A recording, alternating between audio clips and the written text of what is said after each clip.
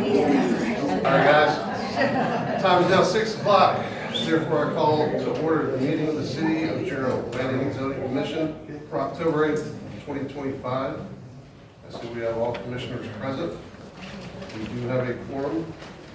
Will everyone please silence their cell phones and electronic devices at this time?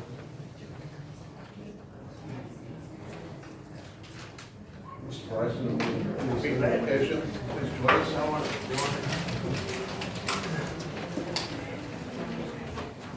Most gracious Heavenly Father, we're so thankful that we're able to live in a country that is free, that we're able to come together with our neighbors to visit and to make decisions we hope will be for the benefit of the city of Gerald and our neighbors.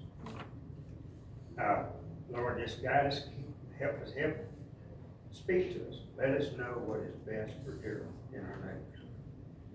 Watch over us, guide and direct us in all things. In Christ's name we pray. Amen. Amen. Please join us in the Pledge of Allegiance.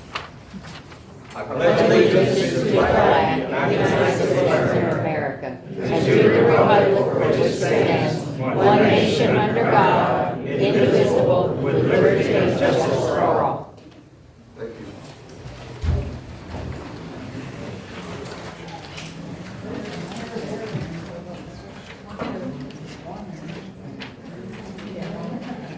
All right, at this time, public comments will be taken from the audience on any matter for a matter of 3 minutes, not to exceed 3 minutes per person, to address the Planning and Zoning Commission.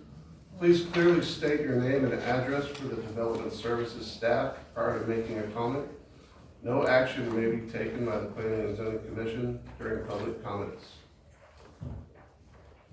City Clerk will call up our first. Okay, so just to clarify, does anybody want to speak on a non-agenda related item? Nobody? Okay, so you can either speak right now, or you can speak on either of the 3 public hearing items. We have one for the proposed Walmart site, one for the proposed data site, and one for rezoning on Meadow Valley Loop. So you have an option of speaking during those items, or right now at the beginning of the meeting. Is that the 3 minutes? What? Is that the 3 minutes? You get 3 minutes for public hearing regardless. I'd like to speak on that. What? I'd like to speak on this.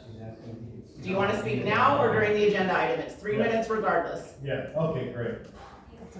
So, yeah, now or on the agenda item when we do So the, now, this is 3 minutes. it's 3 minutes regardless. Okay, no, I understand, but that's each one, right? No, so if you speak now, you get 3 minutes now. If you speak on the Walmart, you get 3 minutes for Walmart. If you speak on the data site, you get 3 minutes for data. All right, I'd like to take 3 minutes now, Okay, right?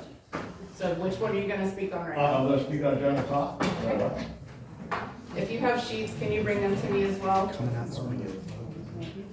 Here comes. So tonight, I just would like to bring, to mention that I started the Planning and Zoning Commission.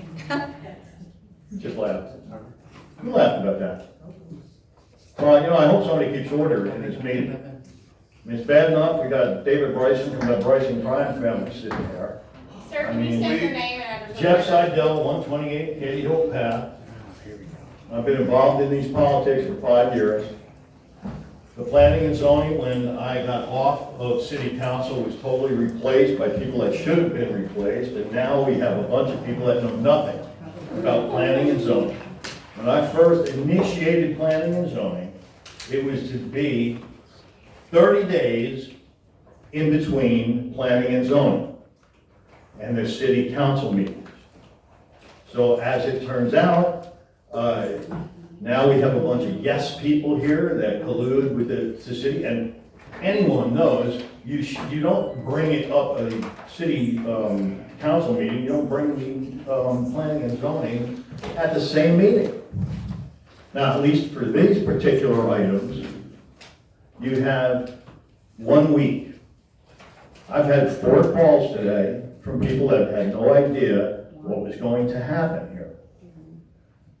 My advice to you is to listen to the people's will. That is what we're hired for.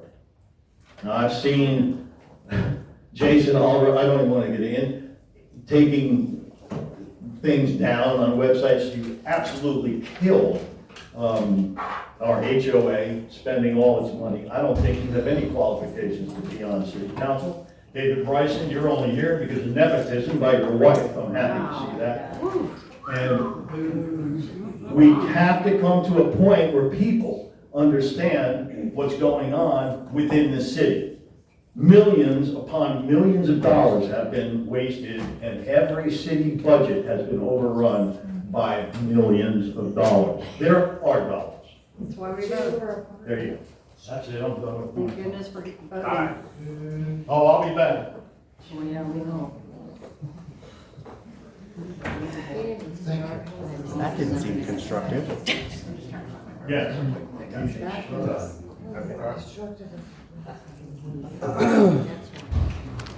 Any other public comments not regarding 3.1, 3.2, or 3? Cigarette break. I filled out a form, are you calling people on the form, or are you just waiting for people to look at forms? Do you want to speak on a specific agenda item? Yes. Okay, so then he'll call you up later Okay. during those agenda items. Okay. Thank you. No one else wishing to speak? This time we'll close the public hearing. Well, I'll just, I didn't know if we were calling names or how we were. Well, so do you want to speak on a specific agenda item or just in general? Well, it's on 2 of the items. So if you give me your sheet, then when we get to those items, then, okay. So Okay, you so are. you'll call me. You're correct. Yeah, so it's in the Yes, sheet. Yes, sir. That's, I'm just trying to make sure I follow. Yes, sir. Yes, each agenda item will have an open public hearing. Moving to agenda, by the way, if we could keep any background chatter to a minimum, please.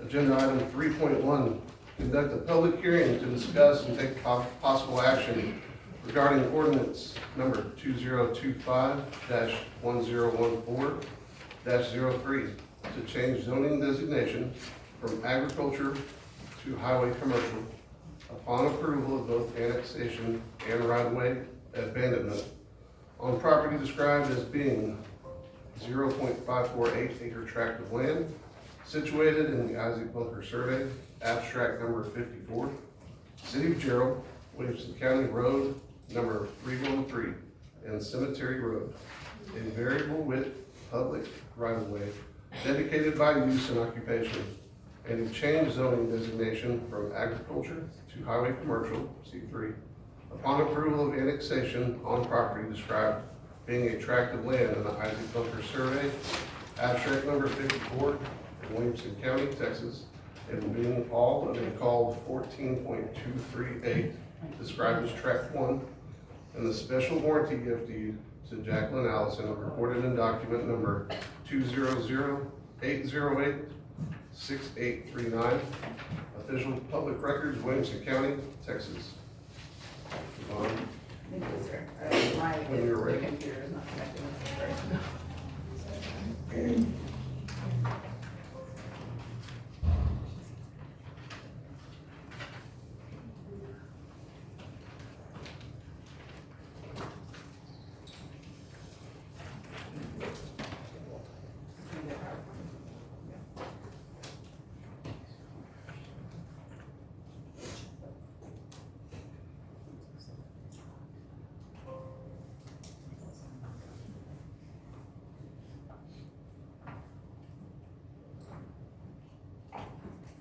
I may have to just go get my laptop out of, my office if this doesn't work. It's like it resets every single time.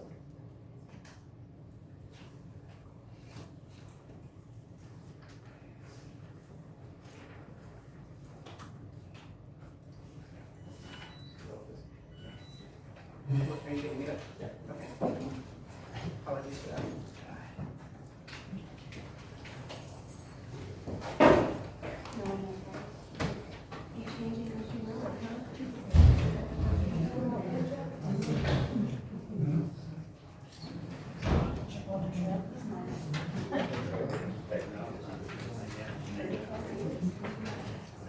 It's like this every single time I sign in, and every time I call my season, it's fine. Just not fine. I would like you to come to my meetings, so you can see it's fine. happens at the school board meetings too. I don't feel bad, but at least they have that, Jason. that person there. Just turn those two things on.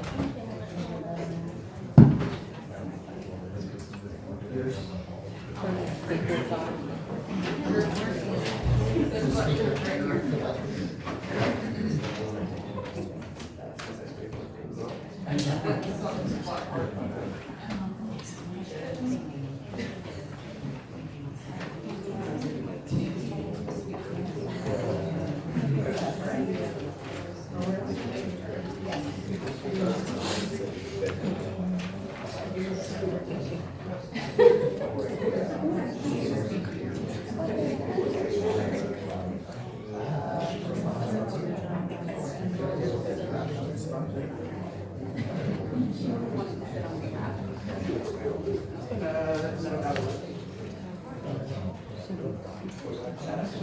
He's not gonna stay.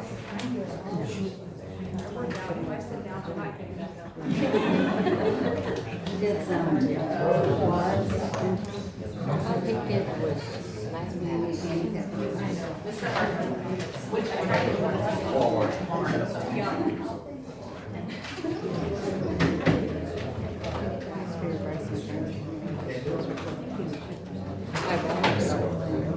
There isn't anything. He's slandering us.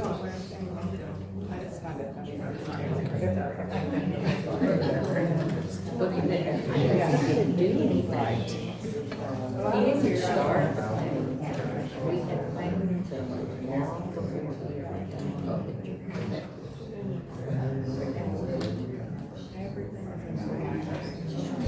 What's with you? He's eliminated. Yay!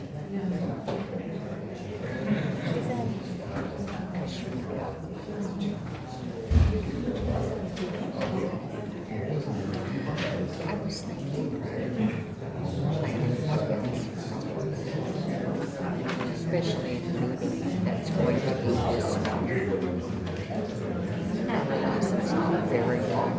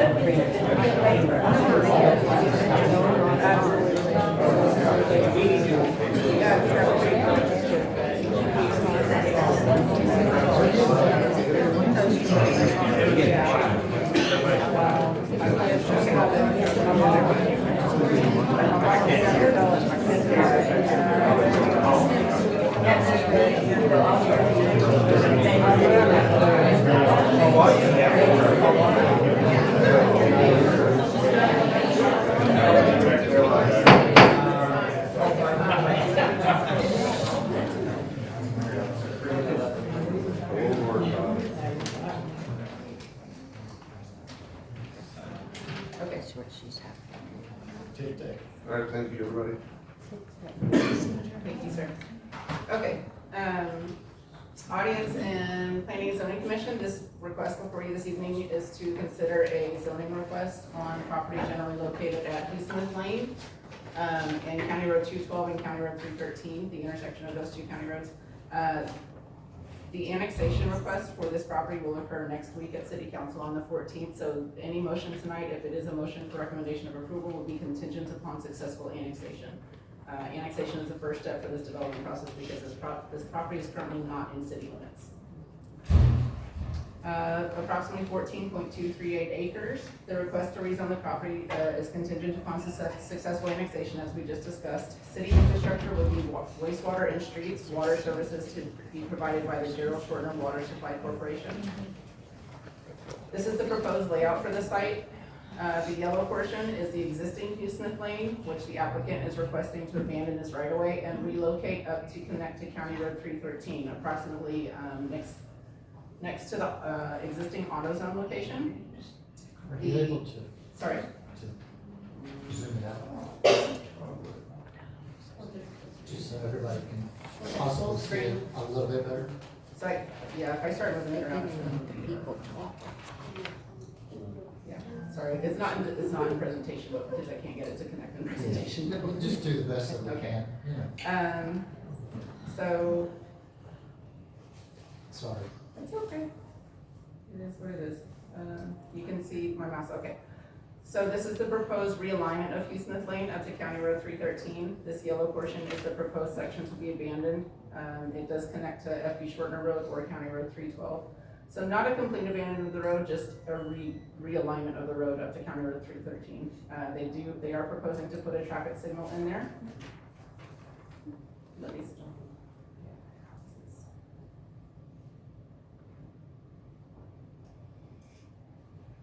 Approximately right here, if you can see that on the screen.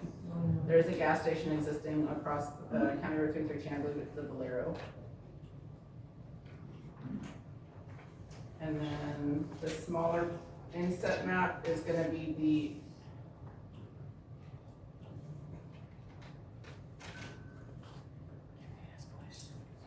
the site, once complete. And so you can imagine the roadway in the middle of there being gone, and then this portion, the northern portion is already in city limits, the southern portion is the annexation to be considered next week, and the rezoning request that's to be considered this evening. This is the land use plan as adopted in December of 2021. It does show that this parcel is designated as regional commercial, which would allow for commercial use, office use, business park, multifamily, and planned unit development. Okay, so local government code does state that we send out notices to property owners on the municipal tax roll within 200-foot boundary. I did send out notices to everybody within the 200-foot boundary, but when we do the calculations, we only consider responses from people on the municipal tax roll, also known as in city limits, and within that 200-foot boundary. So as of today, there have been no responses received in protest that meet both of those qualifications within the 200-foot boundary and within city limits. I have a question. Yes. So if we hand delivered them here and dropped them off in the office, that doesn't count? Are you in city limits? I am on the proposed property within 200 feet, yes. Are you in city limits? Within proposed property of what you're doing, yes. What is your address? My address is 558 Hugh Smith Lane. What's yours, So Elizabeth? you're not in As I city did. limits, though. Okay. And she also hand delivered them. So wait, this is. She hand delivered petitions. She hand delivered petitions. And let me explain something. I'm Christina Demir, Assistant City Attorney. Notices to property owners in the ETJ are essentially courtesy only. City's not actually obligated to send that to you legally. They're only legally required to send a notice to people within 200 feet that are in city limits on the municipal tax rolls. So technically, they did not have to send notice anything. It was a courtesy. It's not counted as far as calculations when it comes to super majorities or anything like that. So it's truly a courtesy. I'm sure they received I it. understand if she's not in, that land's not in city limits, then who would that apply to? Right. If there's land, if there's land near if it's within it, then that too is the, That makes So, all but sense. if my fence touches it, it doesn't count. no, if your property is not in city limits, it is a courtesy notice to you only. Okay, so I'm tearing my fence down. We should have known that.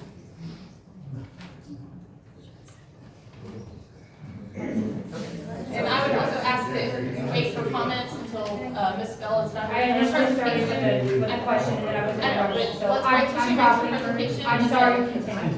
Yep. They are.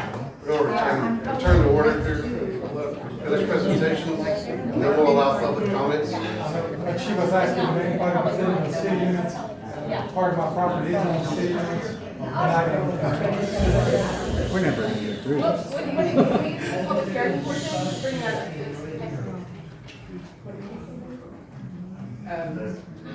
Yeah, but they didn't have an explanation. So- Are you not getting a notice? Oh, in His- city limits though. I do have an explanation, and it gets returned by USPS. I don't know why the mail keeps getting returned for his notice. But on the map there, Mr. Donnick's property, this portion of it is within city limits. It's outside of that 200-foot notification area. So these are, He said it's not, he said it's within. so, per the map that I have, that shows city limits in the 200-foot notification area. Could it be that somebody maybe had mislabeled the map? It could be, so I can get with my GIS department. So can we check that? That's what I'm saying. I can get with my GIS department tomorrow to verify the city boundary. Guys, chatter, we really need to be able to hear. So I will verify with GIS tomorrow, the city limit boundaries and notifications sent out. This is the map that was provided to me that does show the city limit boundaries and the 200-foot boundary. So the portion on the left side of that map does show that that property is within city limits, and that 200-foot boundary is not within city limits. Okay? So, are you ready for it? Okay. We do have a representative here for the request to present, and then we can go into open meeting public comment after that if you'd like. Sounds good. Go ahead. Okay, good evening, Chairman Ray and members of the P&Z Commission. I'm proud to be with you this evening. My name is Ivan Heine. I'm the Director of Government and Public Affairs for Walmart. I am joined by some of our team members, and I have. Guys, we really need to keep it down, please. Sorry. I wanted to say I do have my phone on speaker because a couple of our team members are in the back, and that's the only way they can, or they really couldn't hear earlier. So I don't know if everybody could, but I'll try to project. We're joined by Henry Gilmore, who's our land use counsel. He can answer any questions in relation to the legalities or our request today. And then somewhere in the back, we're joined by 3 of our engineers today, our traffic engineer, our drainage engineer, and then our civil engineer on the project, and they can talk about all engineering aspects of the project. And I'll call them up and they're listening on the phone so they don't miss anything. If we can go to the next slide, Yvonne. My goal today is to be as transparent as we can with what we plan to do, so that you can make the best decision, so that whenever people share their opinions, they're sharing it on our plans. So what we would like to do, we would like to open a new Walmart Supercenter in Gerald. It would be about a $70 million investment for us. That investment goes towards things like purchasing the supplies, concrete, paint, but a lot of it also goes towards labor, towards actually constructing the site. And what happens with that is we have contractors that bring employees in to do that work. They often subcontract with local firms that can supplement what they're doing. And a lot of those folks end up staying in local hotels, eating in local restaurants. So what we find is a lot of that investment also trickles through the local economy, through other small businesses as they're in town, building the store. We expect that the store would be about 181,000 square feet. I think it's just a little bit shy of that. We would employ, at least at the beginning, about 300 associates, which could grow to about 400 in time, depending on how well the store performs and how many people we need. It is going to be one of the stores of what we're calling our store of the future, and to explain that a little bit further, in about 2017, Walmart paused the growth of new brick and mortar stores. And that was at the time when there was a lot of transfer going on to people shopping online. And the company just wasn't sure how much people would still be going into retail stores to purchase goods. So the last kind of batch of stores we opened was in early to mid 2017. And we haven't opened anything else until this year. In August, we opened the first Supercenter in Cypress, Texas, in a fast-growing part of just north of Houston. And so what these stores do that our former stores didn't do is they really focus on technology, innovation, and convenience. And so it's a way to merging a hybrid shopping model. We have the ability, or we obviously will have a storefront for people to come in and shop. We will also have the ability for people to do curbside pickup. I often mention I talk to my mom every other day. Every time I talk to her, she's at Walmart, either buying something or at the pharmacy. I haven't been inside of a store in many months, maybe years. I'm a curbside pickup guy. I always order the same things, very little variety. I just back my pickup truck up. My wife does delivery, and we always have packages showing up really without any rhyme or reason. And so Walmart is trying to capture all those, right? No matter how you're trying to shop, we want to be able to serve you.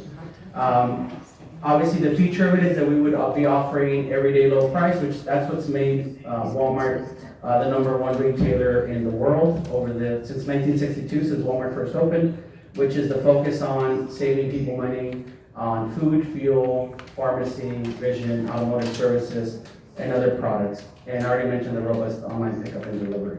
You go to the next slide. So kind of the crown jewel of our store of the futures, and if you see where the demographics in our country are going, right, there is more need for health services, especially in a growing community like Jarrow. We will have a full-service pharmacy with prescription drugs, as well as exam rooms to be able to do certain health exams that our pharmacists are able to do. We will have an optical center. And then we just announced that with a membership in our subscription program called Walmart Plus, you can get prescriptions shipped directly to your home from the store within 24 hours. So if you put in your order, again, I talk about my mom always being at the pharmacy, I would much rather have the option to get those prescriptions delivered to her home. Slide. We really wanted to tell you a little bit about what we have planned for Jarrow in terms of workforce. As I mentioned, it would be 300 associates initially. There is a common misconception that retail jobs or Walmart jobs in particular are not good jobs. We have invested tremendously in the proposition that we give our employees so that they will stay with us for longer. We offer free college, benefits, medical and dental benefits, and free college through what we call the Live Better University. And that's through a partnership with different colleges and universities where employees are able to pursue their career interests at no cost to them, and then hopefully as they're getting diplomas or certificates, they're able to move up with the company. We also have a very attractive package for military families. We want to keep those employees working with us, and so we have the ability as they move around with their services, or as they say a military spouse moves around with their services, they're able to get a job at Walmart that can stay consistent throughout no matter where they're at. Our average pay right now is about $18 to $20 at our stores. We do like to highlight that we offer jobs to all abilities. I always defend people, whenever you say, oh, the greeters, but the greeters are there because they want to work and they want to still continue to be productive and give back. And so we do all abilities, all backgrounds. We do offer a job to them. And then we have what we call Walmart Academies also within stores. So if college isn't your thing, but you still want to be learning new technology, new skill sets, we do offer a ton of training. I think I put training, and more training because it feels like we're always in training, trying to keep up with how fast technology and retail is moving. We go to the next slide, Yvonne. Then the value proposition really for Jarrow today as well is the tax revenue that we bring in. So we estimate that we're going to be paying in property taxes or remitting in sales taxes somewhere in the $1.5 to $2.5 million per year to Jarrow. Now, why is that important is I was actually in Waxahachie on Monday. We were presenting on another new store, and one of the city council members mentioned what's going on with the state legislature and what you can do with property taxes now and what you can't. They're capped so low that if you don't have retail producing sales tax revenue for you, your community is going to be having to shift a lot of that focus onto residents. So what we can actually do is we can bear a lot of that responsibility. It's barring just an unforeseen economic shutdown, those revenues tend to be pretty predictable. So you can actually get creative with the city's finances to be able to purchase things like emergency response, fire engines, fire stations, police vehicles, new schools, school expansions, parks, roads. All that revenue is that will be up to the city to decide how to spend, or to the county also benefiting some of the county roads. Maybe we go to the next one. And then I think this is the last one before I'll call up our engineering team. We take a lot of pride in engaging in our local communities. We have a robust volunteer program where we allow and encourage our employees to volunteer. We also have a grant program, and we do really well. We really is our sweet spot. Is anything, I always tell people, anything we sell under our roof, we tend to do pretty well with. So I had a call not long ago where there was gonna be a field trip for a high school in near one of our stores. They were gonna be going to the Capitol in Austin, and they're like, hey, can you guys give us some Gatorades, some things from your deli to keep these students fed and, keep them from getting thirsty? Yes, we can do that. We just got another one for Halloween. Hey, we have a Halloween thing going on this Saturday. Can you guys donate costumes and candy? We already carry those in our stores. Yes, we can do that. And then also there's a disaster response. What we've learned is really when you look at it, Walmart is a logistics company. What we do better than anybody in the world is getting products where they need to be quicker than even the government. So whenever we have, like in Kerrville, those tragic floods, we had the state of Texas call us and say, hey, can Walmart get there quicker than we can because we have some red tape we need to work on. Yes, we have distribution centers in Brownsville and in Temple. We were able to get there very quickly with water. We were able to set up showers, cooking stations. And so those are all things that whenever we come into the community, we try to carry our own weight. So with that, I will ask, I think Amy Avery is gonna talk first, and then she can bring the rest of our engineering team, and I hope Amy can hear me, and then I'll come back in a little bit to tell you a little bit more. I'm sneaking up on you.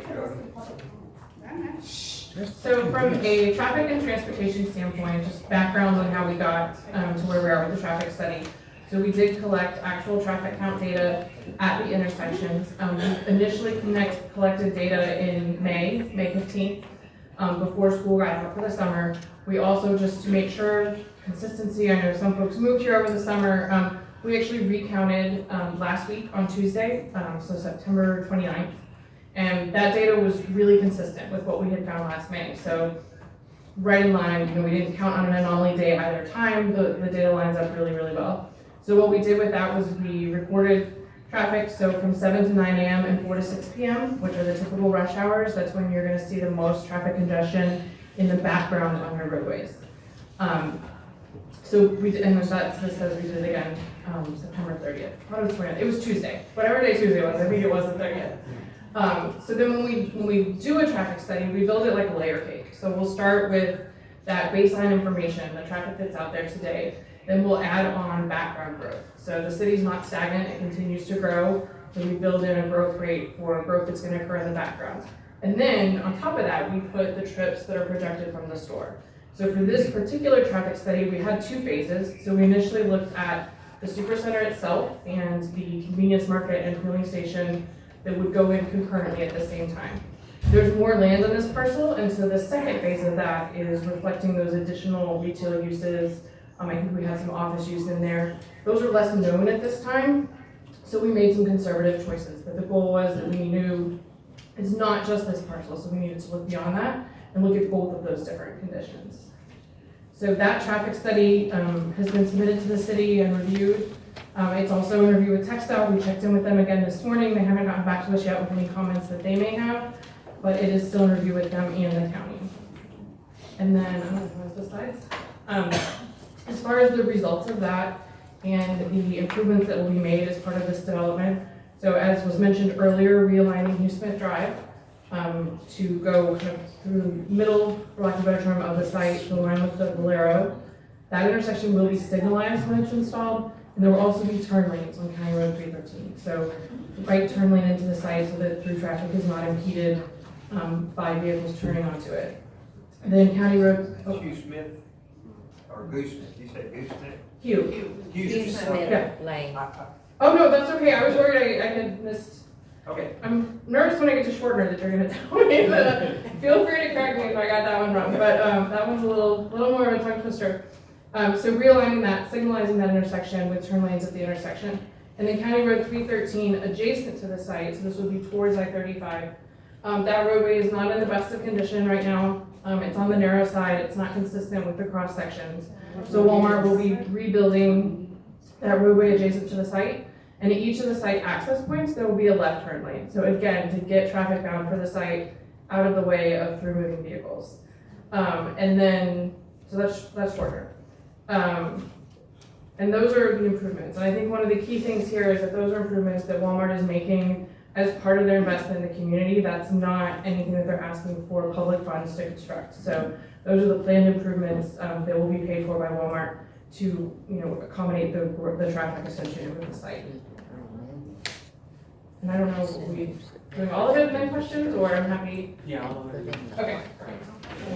Juan? Did I miss that? Good evening. Great being in front of you all again. Last time that I came here, I know there was a lot of questions when it came to drainage.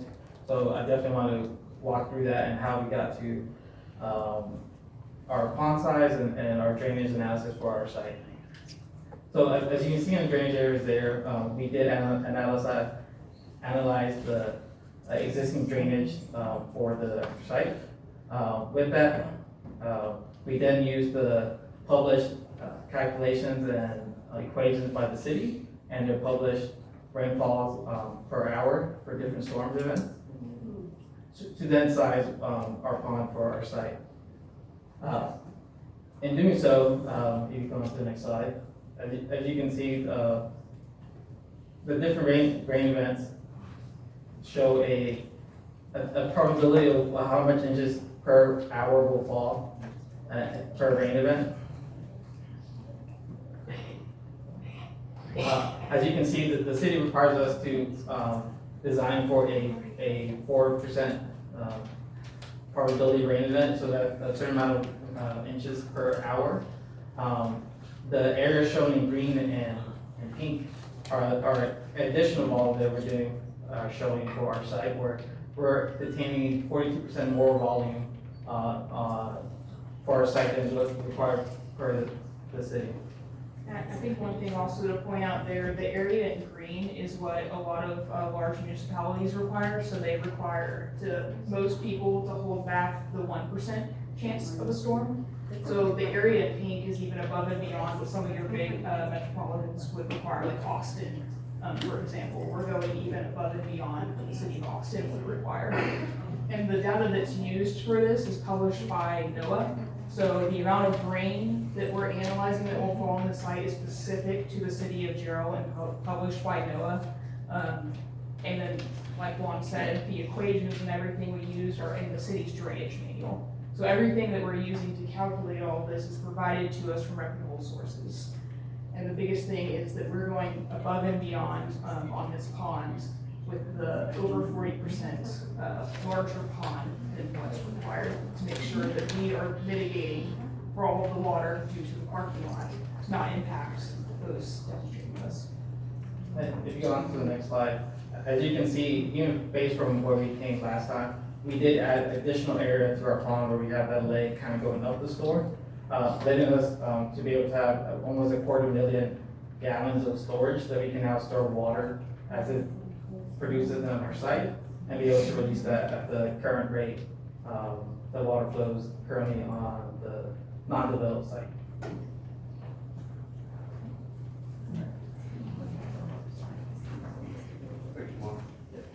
Okay, I wanted to walk you through just a couple more very quick talks. You know, one of the questions that has come up repeatedly is why this site?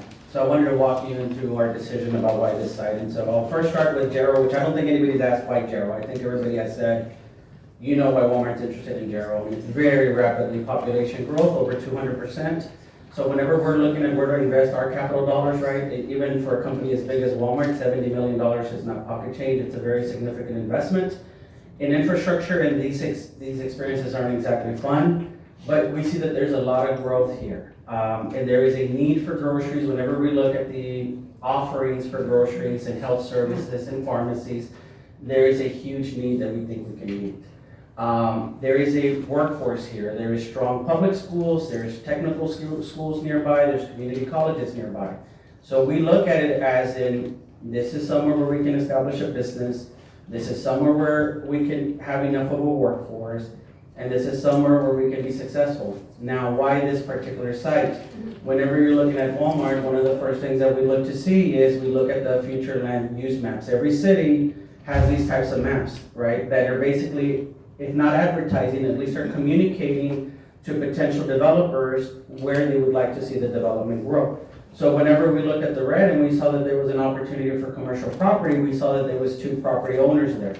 2 property owners that own the property, that are advertising the property for sale, that we were able to contact, and we were able to say, can we work out a deal? And we worked out a deal in principle. So I put there, not to be facetious, but I put, I love at first sight. We fell in love with this site. This is the site where we want to be. This is a site we think we can make work. Now, if we go to the next slide, again, not to get cute, but Walmart, or Gerald voters also love Walmart, so we wanted to get some data. We understand that this is a very passionate issue, and like I said, our job today is to give you as much information, not to convince anybody one way or another, is to give you as much information as so that you can make the decision in front of you.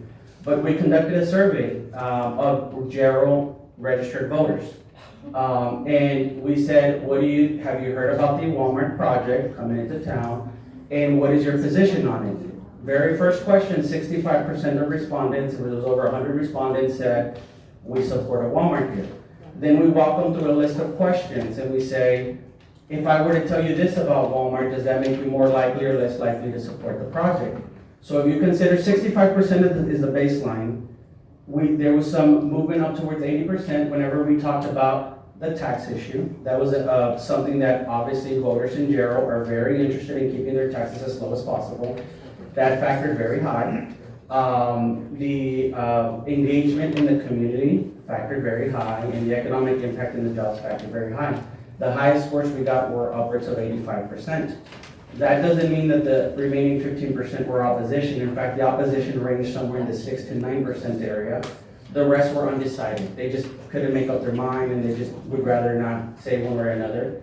And then once we said, now that you have learned everything that Walmart wants to do, which is the same thing we presented to you today, the availability of groceries, the availability of pharmacy services, the jobs, the community engagement, the taxes, now can you tell us if you support the project? And that went up to about 70 to 72 or 73%, which shows that there is already more than a majority support and more than 2/3 support for the project.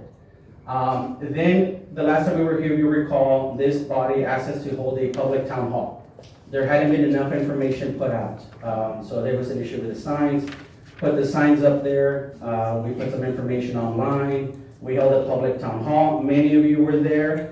I don't know if you agree with our math, but based on what we were asking people coming in and coming out, about 80 to 90% of them were supportive of a Walmart project. Especially once they walked through every station, they had the opportunity to ask questions about drainage, about traffic, about the economy, about why this side, about the jobs, get to meet all of our managers, and that support was somewhere in the 80 to 90%. We asked folks to sign up. We said, would you be willing to learn more about this project?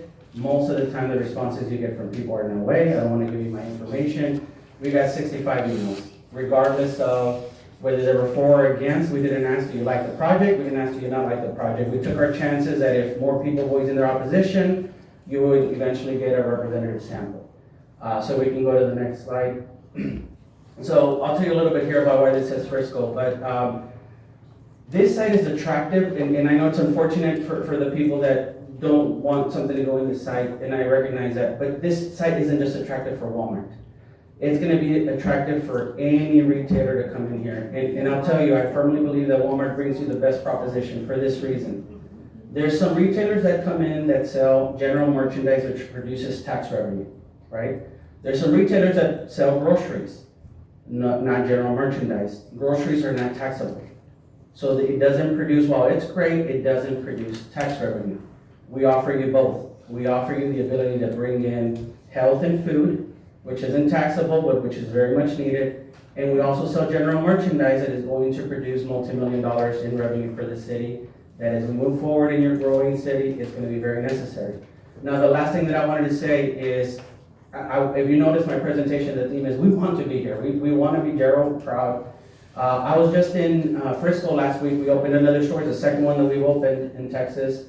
And I was stopping all my coworkers. I didn't really have a role. I didn't have anything to do other than just walk around and see what we're doing so that when I come to these meetings, I can say, here's what we're doing. And what caught my eye was our employees are all from Frisco, right? Like they're Frisco proud, like they're from there. And they went to their manager and they said, can we have shirts made? And they had different ideas for how they wanted to show their shirts. So these are just 3 guys that I just pulled off and said, hey, can I take a picture of your shirt? Can I take a picture of your shirt? And they also decorated the top, if you see where it says Frisco, and then they created like a background where you can take selfies of the iconic Frisco water tower. And then I just uploaded all these on ChatGPT and I said, hey, could you change this to say Gerald? And it says Gerald. And I'm just closing with that because that's our hope. Our hope is to bring a Walmart to Gerald that the community can be proud of. We think we can make the best use of the site. We bring you the best proposition, and we'll try to do it in a way that the community is proud. And we'll be happy to answer questions either before or after the public hearing and be as transparent as we can be. Thank you.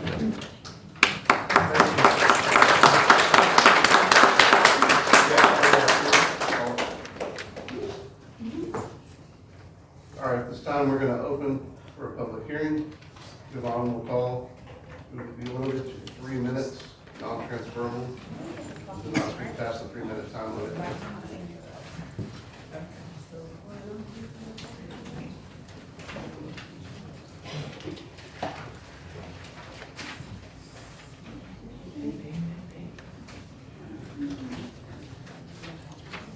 I have 11 responses that are in favor of the Walmart that do not wish to speak.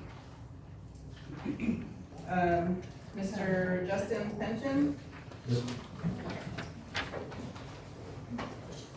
Thank you, council. Thank you for the opportunity to come up here and speak with y'all.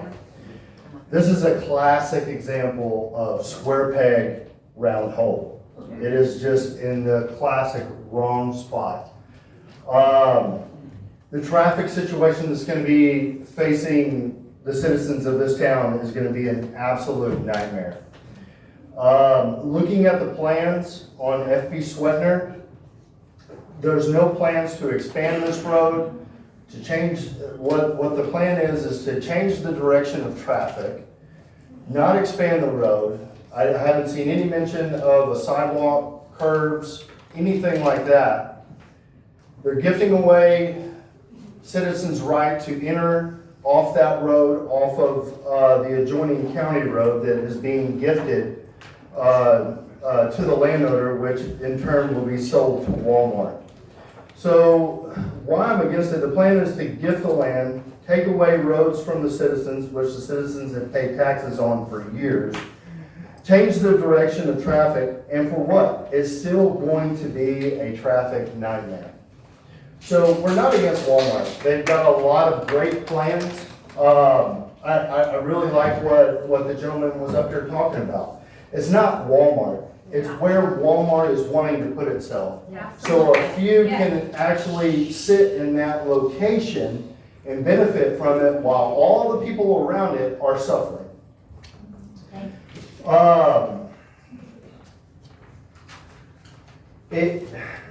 If we can see some infrastructure that would really change that, I don't see how that can be done. Again, it's a square peg and a round hole.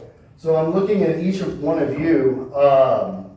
Mr. Slidell got up here and said, you know, the will of the people. I have never seen this many people this interested in where this Walmart is wanting to put their spot. We're not against it. 1 minute remaining, Mr. Pension.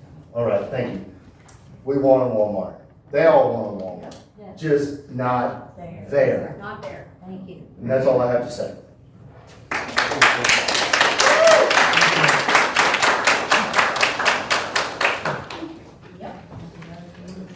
Tim Van Zyl?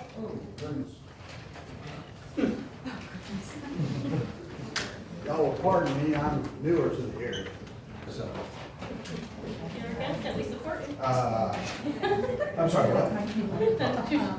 My name's Tim Van Zyl, address 512 Yellow Ribbon Trail in Coolwater. So I am a county resident, not a city limits resident, which we had that discussion earlier. I've been following this closely. I've lived through 2 Super Walmart building. I think you and I talked, actually, I know you and I talked about that at the town hall. I've seen good and I've seen bad. Economic growth, definitely. We keep talking about infrastructure. I don't see the infrastructure. Where I was in both Stephenville and Gatesville, both of which I consider to be hometowns, we had no infrastructure either where those Walmarts were. They came in. Walmart is very, pardon me for saying this, Walmart is very selfish when it comes to where they build and how they build. They have the money, they build that infrastructure so that they can get the customers in to spend their money. It allows the city, I'm hoping, to take the tax money that comes in and then expand on that infrastructure. I looked at the budget this morning on the Gerald's site. I can't make heads or tails of the budget. It's fuzzy in more ways than one. The scan is fuzzy, my math is fuzzy.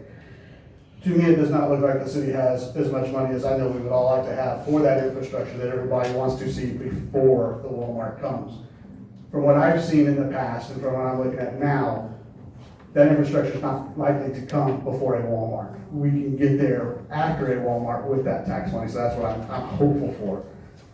And I'm again, having lived through it twice, seen passion, I understand the family with the land. The land that was used in Stephenville was a well-known nursery, Wolf Nursery. Those who are native Texans have probably heard of it. Family was in uproar that it went to Walmart. They got over it. They dealt with it. It's now a hub center. We have dozens of offices and economic areas from, I was gonna say Blockbuster, that just aged me. Anyway, we have things like that all around. So it's good. I have no problem with the area. I live in Coldwater. God, my wife probably has stock in the Bolero that's right across from it every coffee taco. Anyway, so I know the traffic that they're talking about. I've seen that, the red lights. I understand the traffic flow. I do 35 every day. I think we have a chance of it being not as bad as everybody thinks, but I'm not an expert on it. I just say, I think there's a chance we have better infrastructure once it comes with the tax money. So that's what I have to say.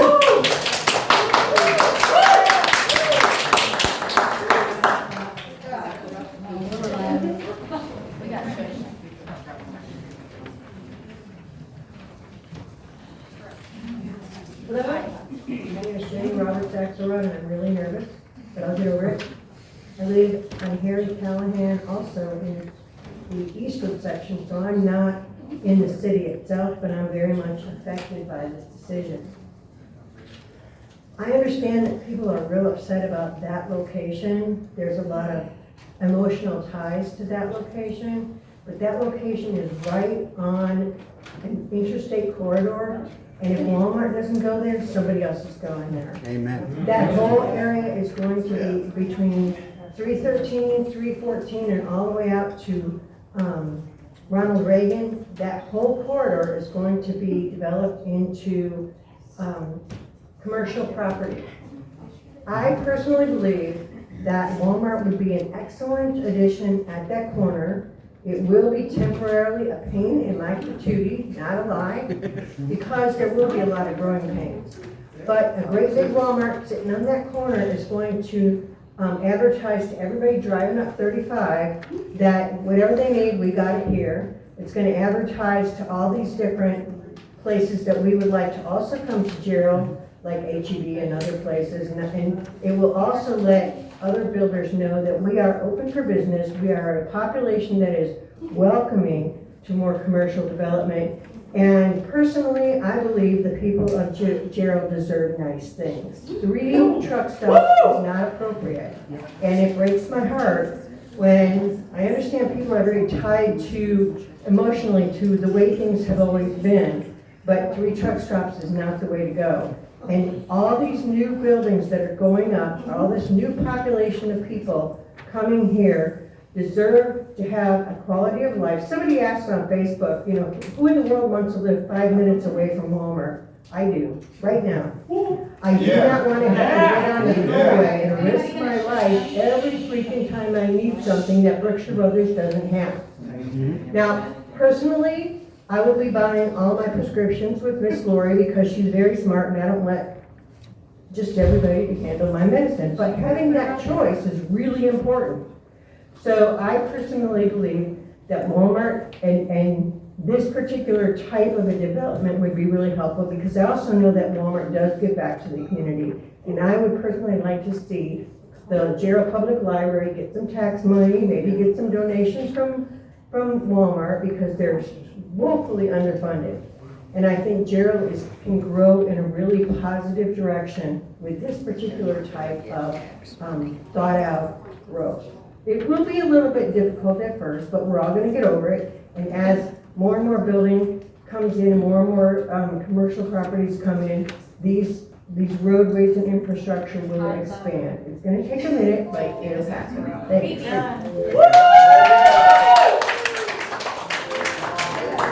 Mr. Hartman?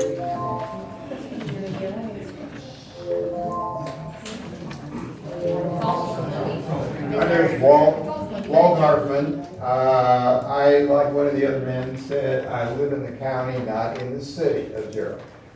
However, we depend on Gerald. I must say it has been very scant up to this point. The services and supplies available are very, very limited. This surprise announcement from Walmart has made us extremely excited to be here. I'm a part of a group that has been hammering on HEB for 4.5 years. Walmart just beat them. Went out of one.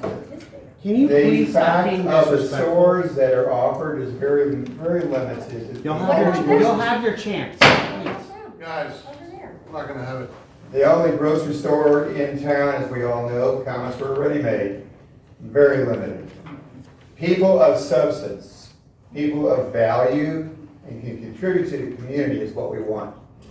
They're not gonna move here with the way it's set up right now. I can tell you right now. If you all kick this thing in the butt and say you don't want Walmart in here, they'll go up to Salado, because guess what? Solana Ranch is right between us and Salado. So you can give it away. In the meantime, the tax revenue is so critical. The man said he lives in Cool Waters. I feel sorry. I feel for you. It's impossible with the roads and the condition they are. Obviously, the city, the county, right here, does not have the funds to bring this back to a real town. So if your dream is to have a real town to live in, this is your best opportunity, because as was mentioned before, that store will bring everybody there is. From Applebee's to you know what. They're all gonna wanna be here. Every one of these businesses create tax revenue for this city, for the county, and all of us. For the people that were complaining at that information meeting that we had, stating that, well, the property's gonna change across the road. Sit tight, they're gonna come by and give you 200 grand an acre for your property because it's commercial available now. Isn't that sad? Really? Let's all get on to being realistic of what we want for an area to live in, to stay in, not have to pack up and move again. I went through this all really hard in Tampa Bay, Florida. I don't want to go through this again. This is the first bright light star that we have over Gerald.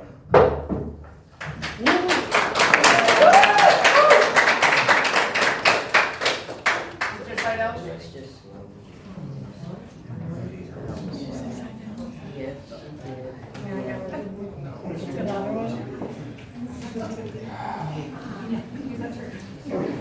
I need to introduce myself again, or in 2028, did you pass? Yeah, can you state your name and address, please? Just said. I'm going to speak on Walmart. I'm going to tell you that I'm not going to take sides on this. I just want to give you some facts. Gentleman before me said square peg and round hole. I don't know, that may be true. That's something that you'll have to figure out. Again, I'll just caution all of you. You want to do this right. You're here to do the people's will. You're not here to have individual ideas of what you need to do. You're here to service the people. So, first, I would like to say that our mayor, Patrick Sherrick, owns the corner store. He should recuse himself from this. Patrick's uncle owns the Affordable Tires. And I believe Daniel Klepak should resign also, because Daniel Klepak, and when I say resign, should accuse himself of this. Daniel Klepak is also Patrick's uncle. No, he's not. Yeah. Okay, go ahead, interrupt me, reclaim my time. Who is he? What is he? No, you're gonna address Come us. back. No, then please get control of the meeting. Daniel Klepak also is an uncle of Patrick, and he's a cousin or whatever, nephew. Lori Allen should also recuse herself, as she runs the only pharmacy in this town. Now, due to a very close relationship I have for over 33 years with a district assistant to 3 different markets, that's what Walmart calls it. Many of us have been working hard to get Walmart here. And none of you have done that, nor has city council, nor has our city manager, nor has anyone. But we've been working hard to get it here. And again, if it's that's the right place or not, I don't know. But I will tell you that if you don't, they're coming anyway. And so as you did with Headwater and previous other big tax-paying people that now reside in Georgetown, you gave up more taxes than you could believe because you wouldn't deal with them and annex things properly. There's lawsuit upon lawsuit because this all could have been done down at Ronald Reagan if you didn't break all the contracts and have to pay the money out to these lawsuits. You can dance around it all you want, okay? Again, due to my relationship, we're running 2 markets, 2 divisions. Walmart is going to set up probably the second unique store where they will be using AI. Say again? Hey, what about interruptions, okay? You don't run a meeting very well. I'll be done, but I'm gonna finish about that, thank you, sir. You can arrest me if you want, you can go right ahead. But what I'm going to tell you is that Walmart brings customers. And we don't need interruptions from people like you. Danielle Mitchell? Is there a Danielle Mitchell? I'm here. Okay, sorry.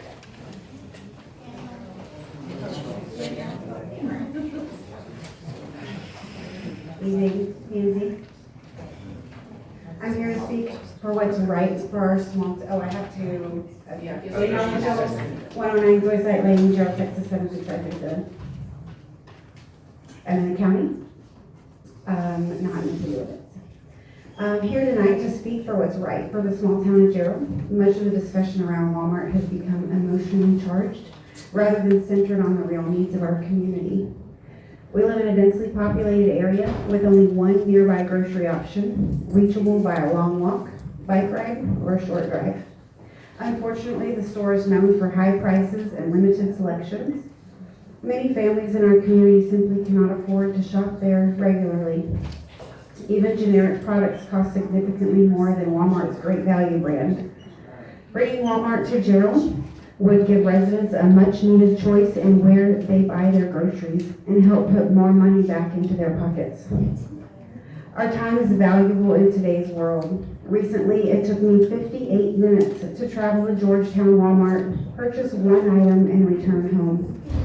A Walmart in Gerald would save 40 minutes of that trip, time that can instead be invested in my household, my family, and my community. Walmart gives back. Food insecurity is a challenge many citizens face every day, lacking consistent, dependable access to nutritious food. This issue directly affects health outcomes, increasing the risk of high cholesterol, hypertension, and other chronic conditions. It's recognized as a key social determinant of health. In 2023 alone, Walmart donated more than 778 million pounds of food to help fight hunger across communities. Walmart will do the right thing for Gerald. Walmart is committed to supporting local schools and communities. They actively contribute to Texas FFA and nearby ISDs, helping students succeed. Through their Spark Good program, schools can apply for grants to provide essentials such as shoes and school supplies. Walmart has a proven record of doing the right thing, and they will do the right thing for Gerald. Walmart will create job opportunities for local residents, providing them with a shorter commute to work. It will also give our younger generation the chance to apply for positions with a large, well-established organization, helping them gain valuable experience and develop strong customer service skills. In closing, Walmart represents more than just a store. It's a partner in our community, one that will save us time, create local jobs, support our schools, and help feed families in need. Let's welcome the opportunity to make Gerald stronger together. Thank you.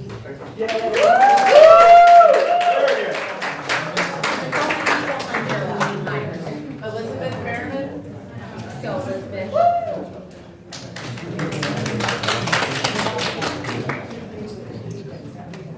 Good evening, City Council. Thank y'all for allowing me to talk today. My name is Elizabeth Ferrin. I am one of the children of F.B. Spartner.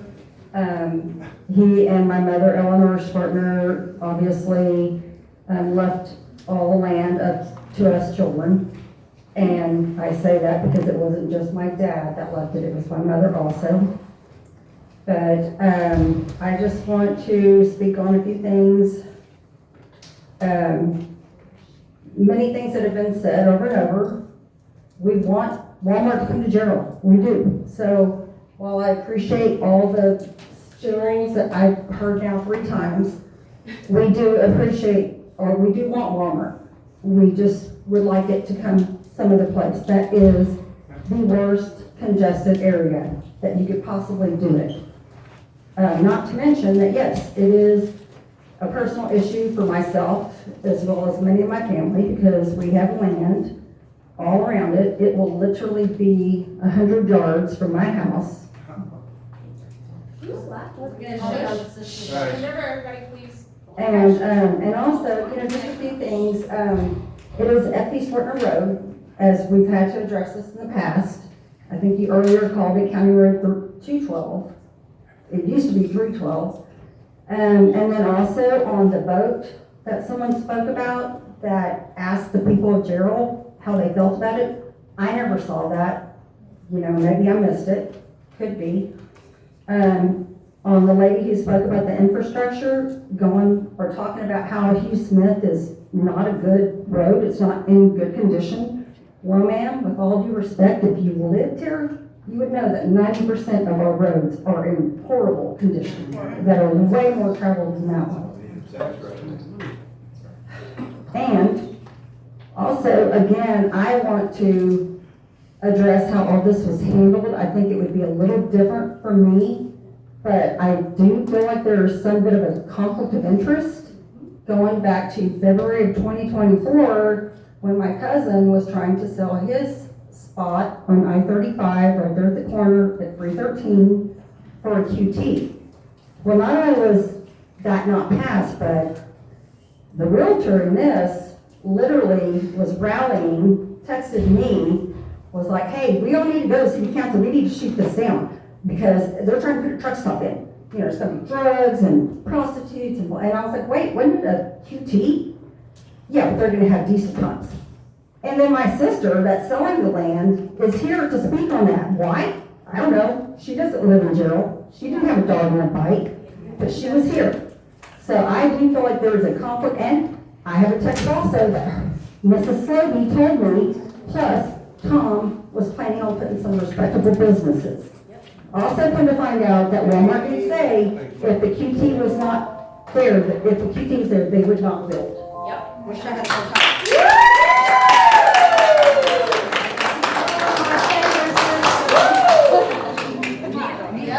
Christopher Aldridge.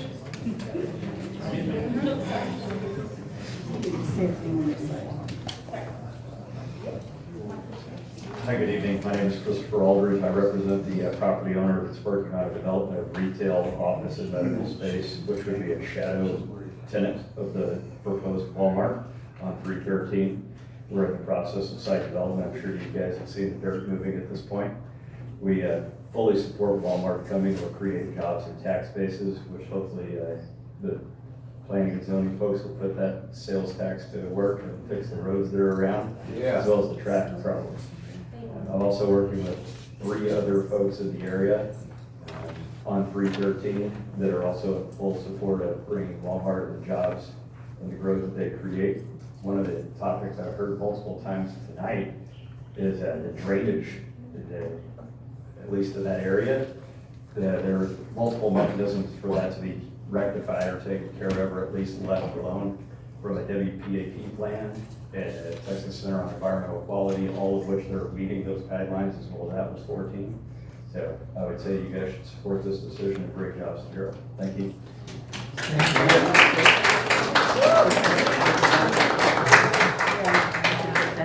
John Irwin. Are there any other sheets out in the lobby that need to be turned in to speak? Okay. How are you doing? John Irwin, 101 Cooper Hill Drive. I'm actually surprised at the support that we had here today for this project. I think it's a great thing. We have to acknowledge, whether anyone likes it or not, Gerald's growing. Houses and developments are all around us. As these houses sell, more people will come. And I ask you to look around and ask yourself what basic needs a community with that many houses and people must have. And it's a Walmart or any type of grocery store. As growth continues, there's gonna be more infrastructure need. Obviously, Gerald lacks a lot of that right now. And these things cost money. How do you pay for those things without raising property taxes, which no homeowner wants? Revenue. How do you get revenue? Like what Walmart is asking to do here. I think Walmart's offering a solution to pretty much all of the issues that face Gerald. If we look at the budget, we simply do not have the ability to produce the infrastructure, fix the roads, create an awesome downtown environment for our residents. You need money to do those things. And again, how do you get this money? And we can choose to act now and get ahead of the curve, or we can put it on the back burner, let it falter, and then we will be caught with our pants down and we'll be reacting instead of acting. And I think everybody acknowledges the immense traffic and the I-35 has. There's accidents all the time. There's thousands of people that have moved to this area. Why not take some of those people off those roads? If we can take people off 35 and have them go 5 miles down the road instead of 15 miles down the road, you're also helping 35 traffic. Then on top of that, Salado is a good example of a town that will never support something like this. You will get money from their town. They will come here because they're going to choose between Temple or Gerald. Same thing with Georgetown, outskirts of Georgetown, they might come to Gerald. So yeah, I think it's a no-brainer. I understand that some people might have issue with location. That's totally reasonable. But I think these are issues that money can solve. There's really no other way to sugarcoat it. Money will be the solve to these problems. Traffic lights, roads, infrastructure. That's it. That's it. Thank you.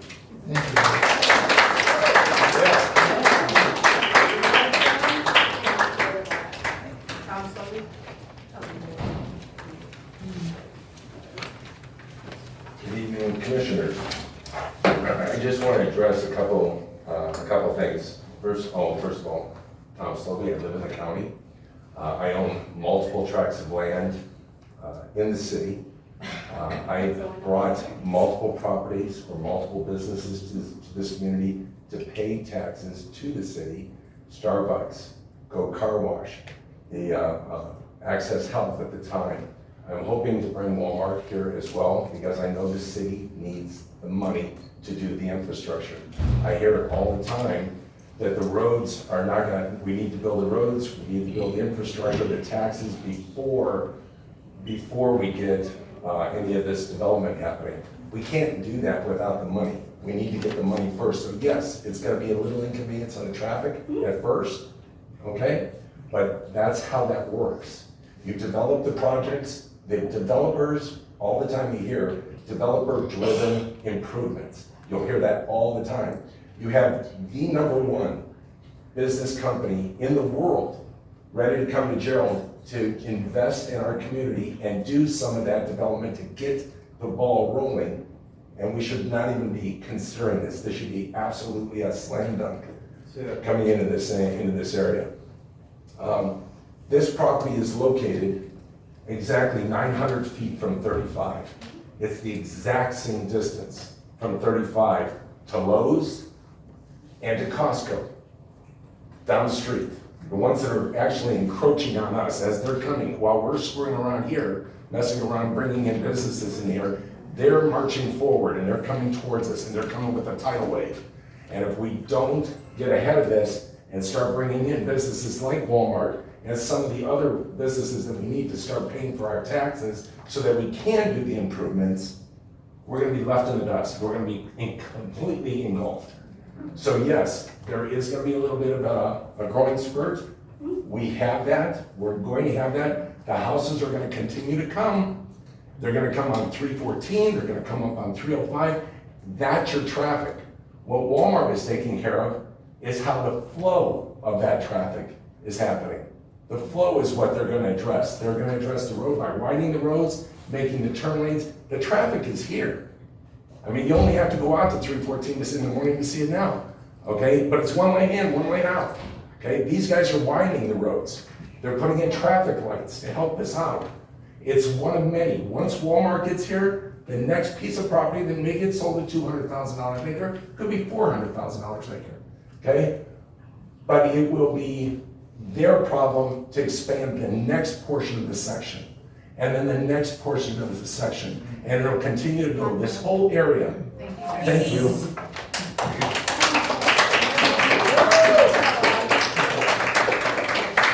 Susan Smith? Hi, I'm Susan Smith. I'm 2213 South 53rd in Temple. I do have a quick question, I hope. When you showed the map of the realignment of, because Hugh Smith was my dad. When you showed the realignment of the street of Hugh Smith Lane, is that going to continue being called Hugh Smith Lane? Because I'm here to talk about the abandonment. Yes. Yes, ma'am. Well, and unless you want to hear 3 pages of how wonderful my dad is. I'm done, thank you all very much.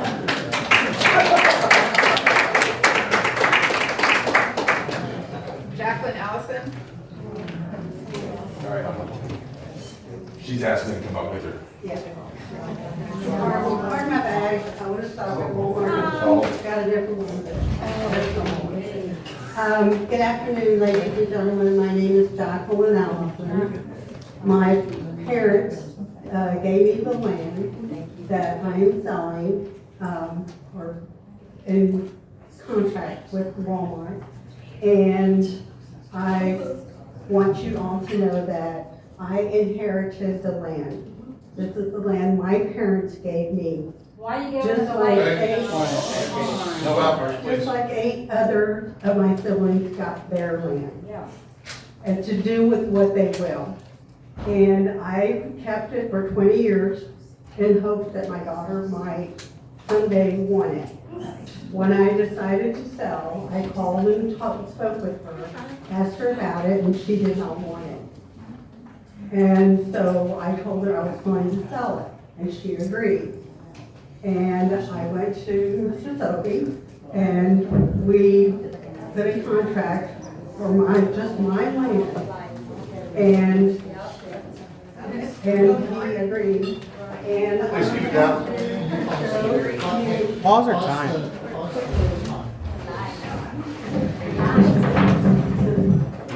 This is the view of my property from age 35.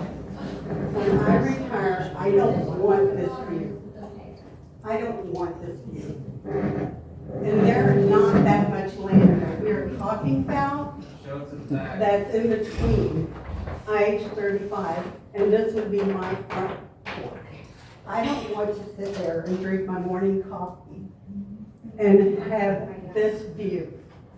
And there's not, we're talking about all the roads in this section. You can see 18 of them going by.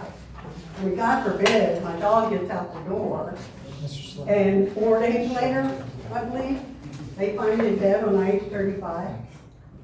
And my sister has this right to say, I don't have a dog in this fight. I do. This is the decision I made. I don't want to retire to that. I don't want that view. And it's not taking that much from the city as far as traffic. And I just want to say I appreciate each and every one of your time. Thank you very much.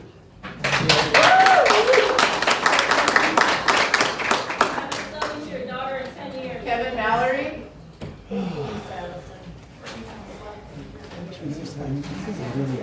Hello. I'll keep it kind of short. My name is Kevin Mallory, and one of the owners of I live in the Coolwater area. I drive to Walmart in Georgetown about once a week. Battling traffic, battling the accident that happens on a daily now basis. Having a Walmart in the proposed location would be life-changing for me and many of my neighbors who could not make it out tonight. I wouldn't mind any additional traffic, and the convenience for me and hundreds of other people would be unmatched. I'm excited for what this means in terms of other stores, restaurants, and growth in the area. I speak for hundreds of Geraldites that couldn't make it here, or many people just think it's a done deal and don't even know that it's not a yes yet when I talk to my neighbors. Just please say yes, Hill. I also do an amazing Halloween display at 109 Brewster Way. Everyone should go. Incredible. I spent thousands of dollars. Now, I'd spend thousands of dollars at Walmart if it was 6 minutes away from me. So thank you very much, Hill. Very good. Very good.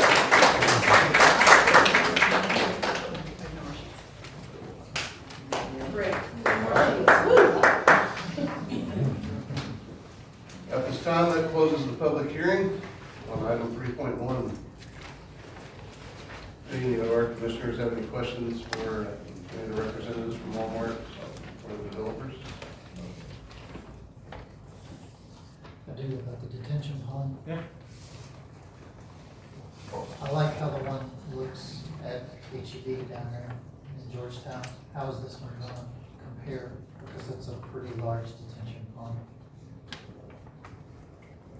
Sure. So we will be using a nice masonry for the detention pond in the back. I think one difference between this one and Georgetown is it is in the back of the store. So I believe in Georgetown it's kind of an amenity with some trails around it. We, for safety reasons, don't want a bunch of the public behind the store where all the 18-wheelers are coming in. But it will be well maintained. It will have a nice masonry wall, and it will have a fence, a nice metal ornamental fence, also to protect people from the detention pond. And then we will also have screen walls. So on the site plan, there's screen walls on the south side of the pond, and there will be a screen wall on the east side of the pond as well. So you will not actually be able to see the pond from any of the properties to the south or the east.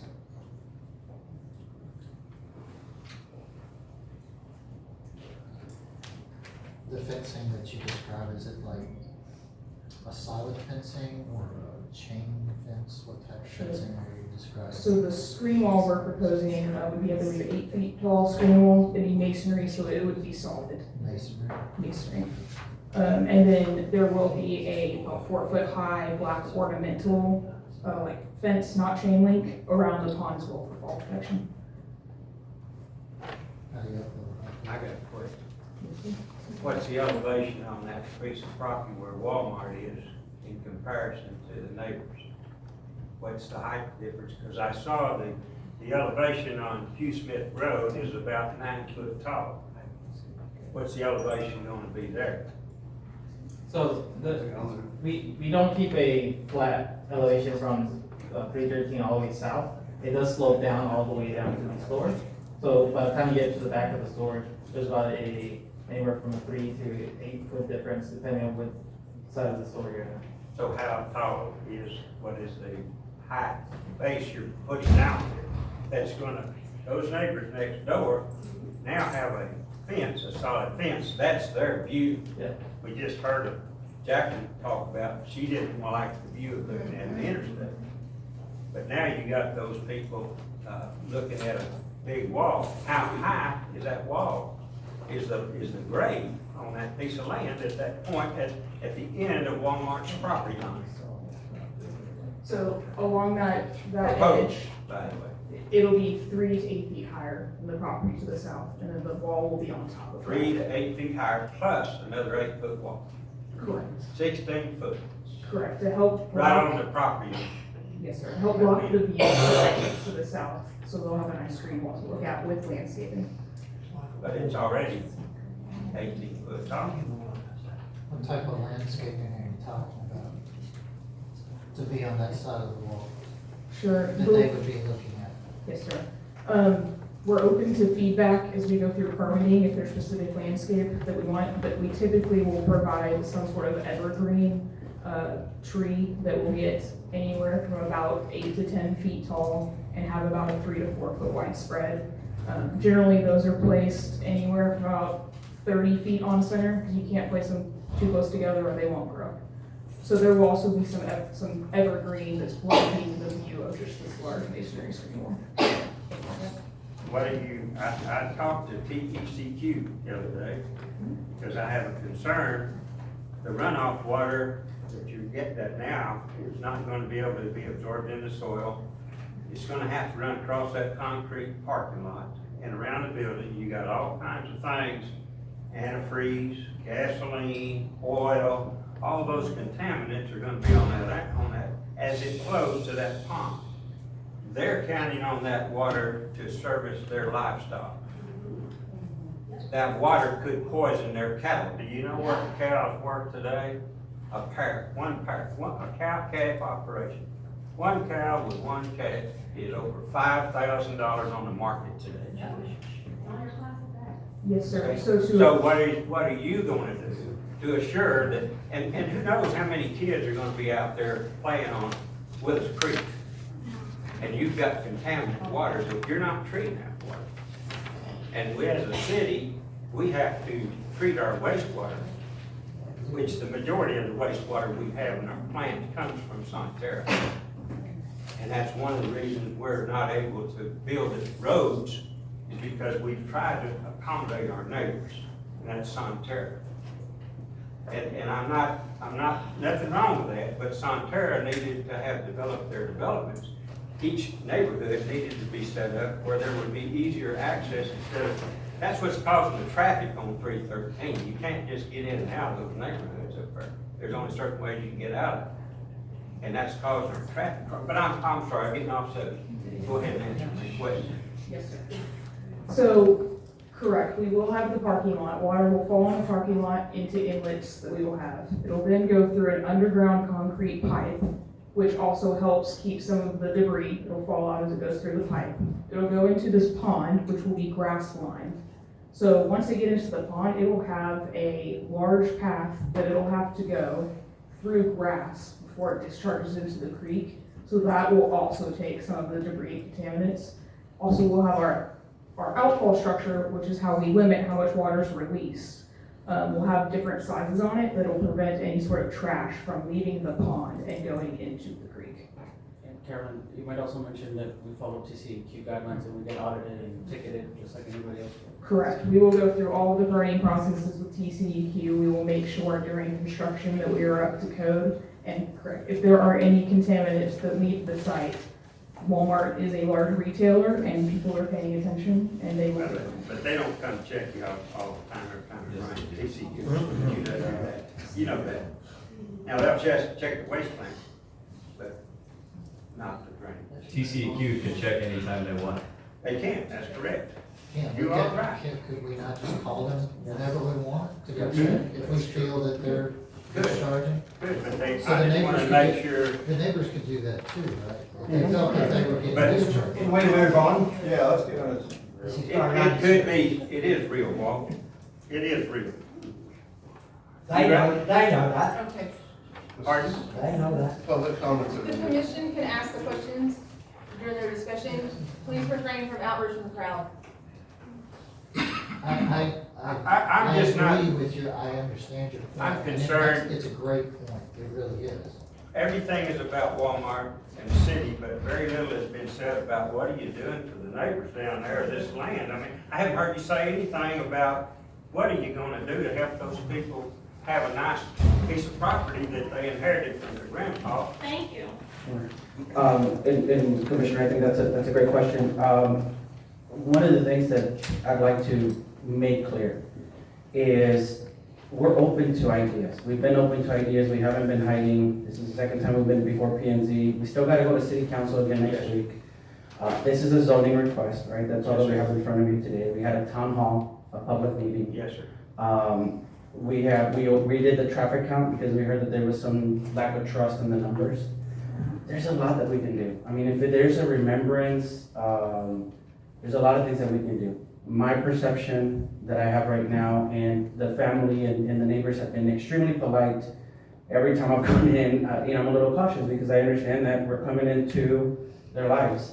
But I think what's been repeated to me is, look, this isn't about Walmart. Right now, the fight is not this site. If this were to get approved, the conversation continues. At the end of the day, the way that Walmart operates is, if we were to get approved, if we construct our store, we need to stay in business by attracting people in, and we don't do it if we have a neighborhood that is upset. Anywhere you go to any Walmart, we go to neighborhood association meetings, our store manager's there all the time, because if you have an unhappy neighborhood association meeting, or a neighborhood association that's not happy with you, you guys know how far. So it's not that we don't want to do something for them, we'd be more than happy to. Our understanding right now is, the focus is right now is they want to make their voices heard, that this isn't the site. If that were to proceed later on, we're open to dialogue, and they've been extremely respectful every time I approach and say, look, it's nothing against you. We need to make our voices heard, but we're more than happy to have some of those conversations, and that's why we wanted to really be very transparent and go to all the public hearings, take all the hard questions, because we don't want our motives, at least in terms of that, to be under question. I got one other question for you. One of the things that way back about a year and a half ago, about the time you probably had contact, we had a meeting here which the P&Z had approved QT to be right there.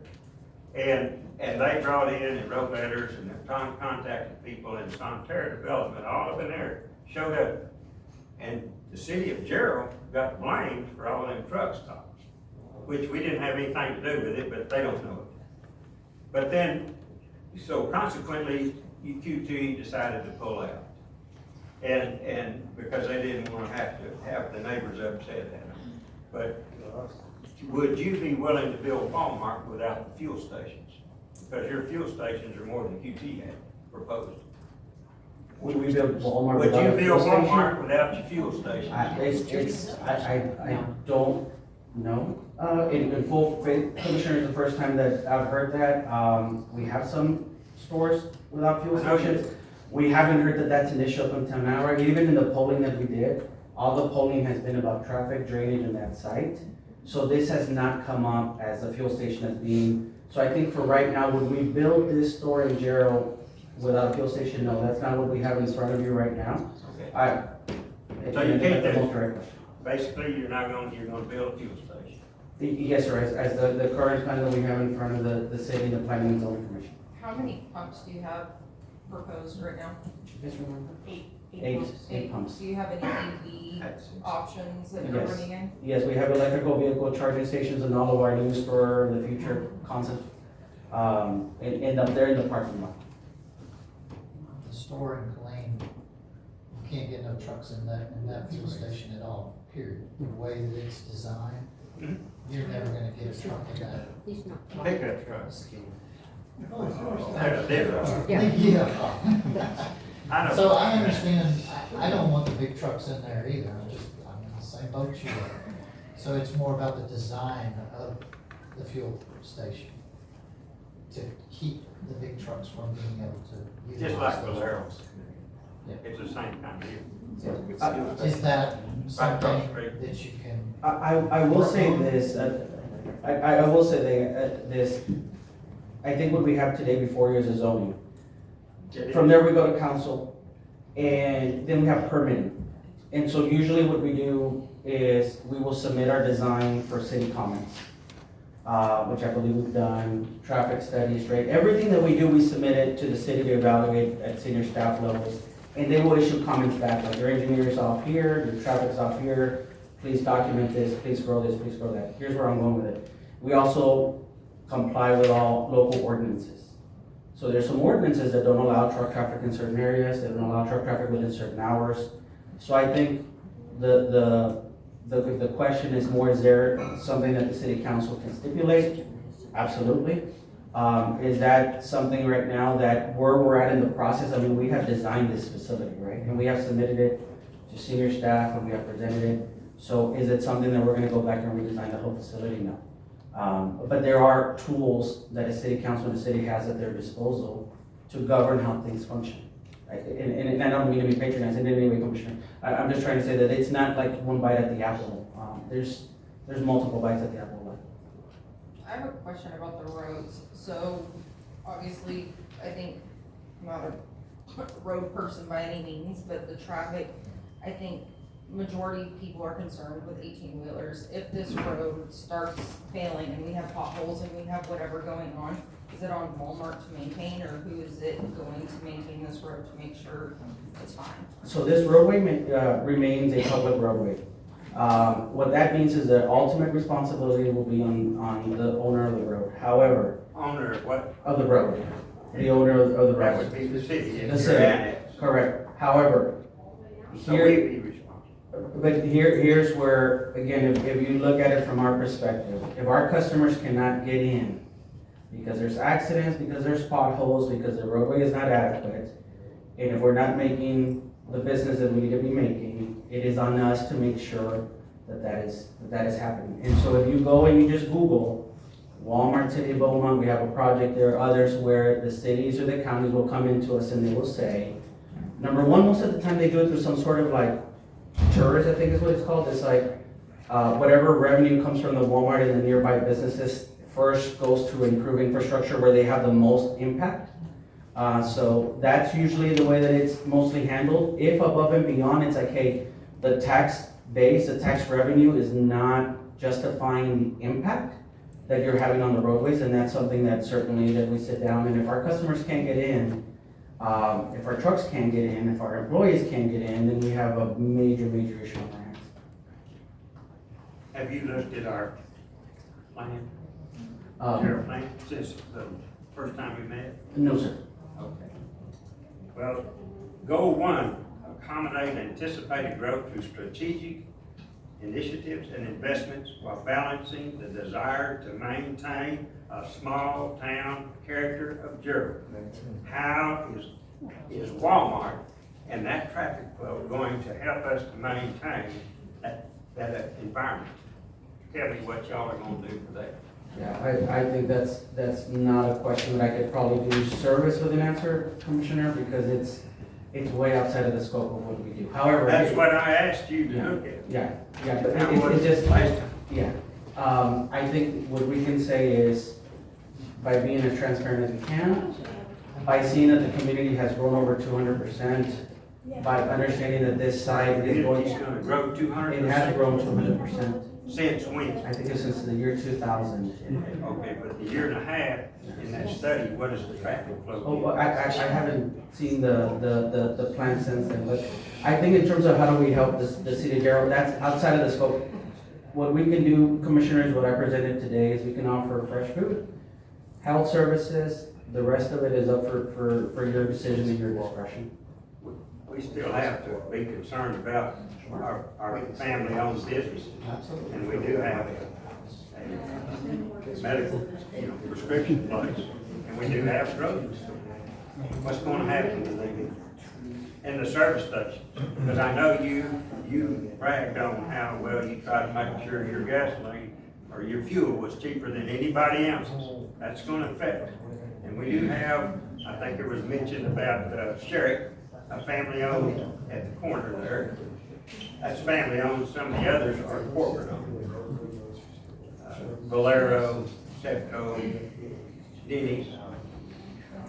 Yeah, so I think the part of that question that I can answer, Commissioner, I think in terms of, so what I said was we offer everyday low prices. And what that means for Walmart is not lower than everybody else. It means we try to provide at the lowest possible cost that we can, factoring in our cost structure.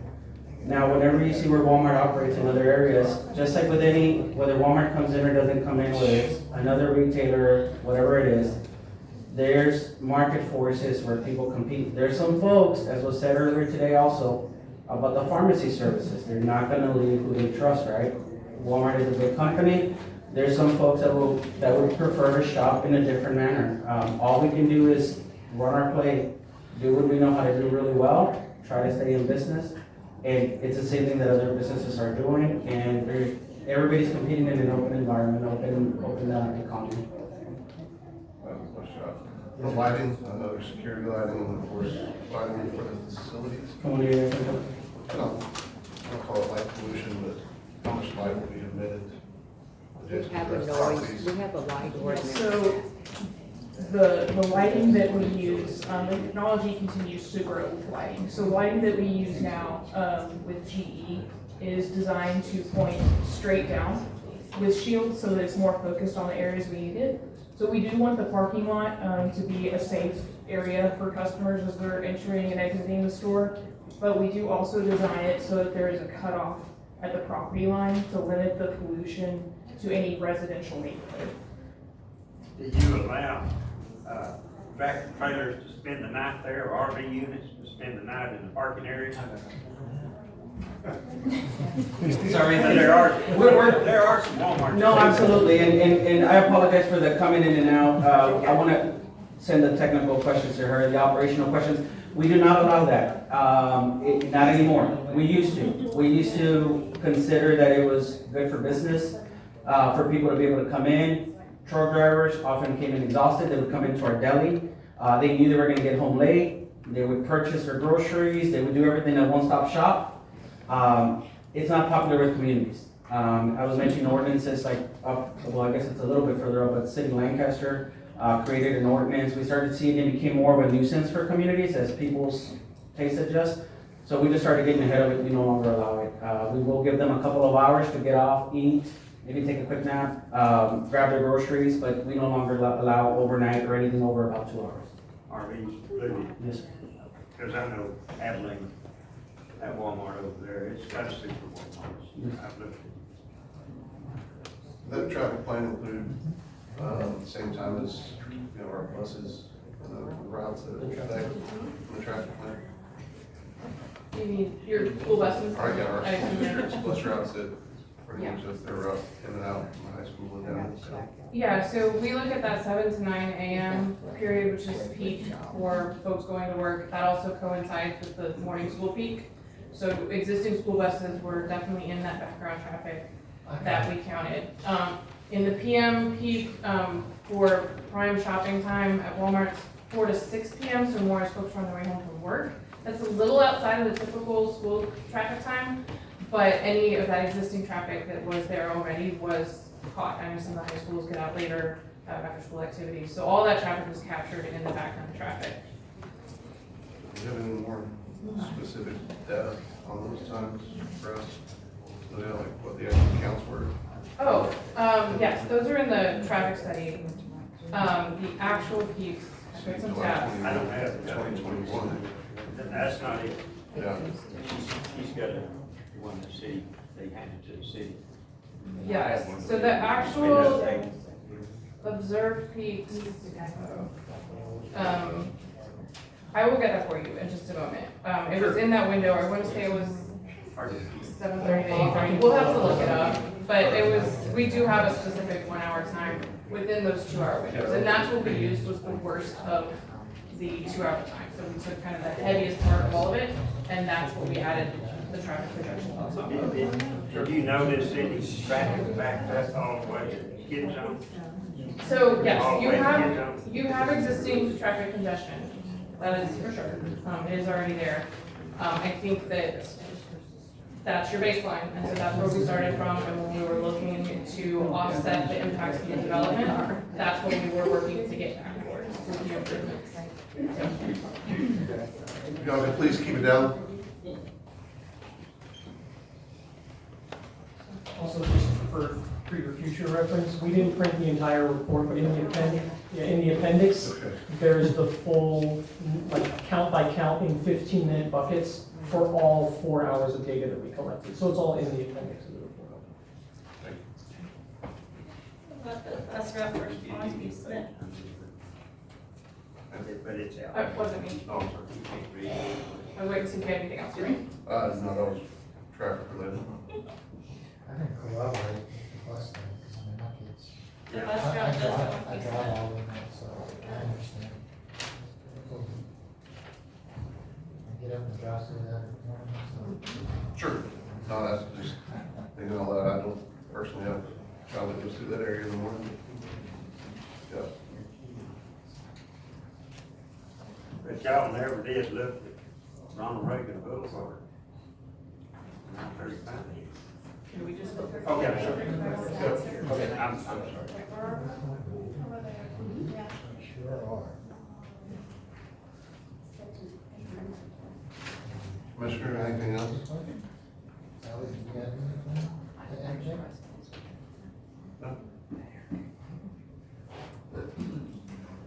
Do I have a motion?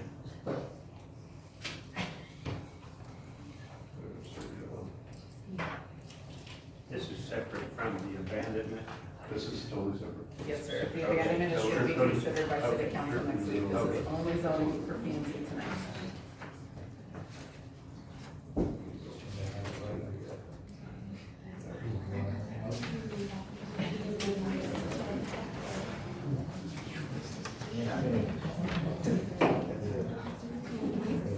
Or any other further discussion before we make the motion? I was trying to figure What's the it out. I don't have a zoning master plan to discuss. I mean, I think we've really covered this quite well. Oh, we have. I mean, do you agree? Exhaustive. Do you agree? I mean, do you feel that there's anything in your view that? No, we're ready to make the motion. It's, we're about to make the motion.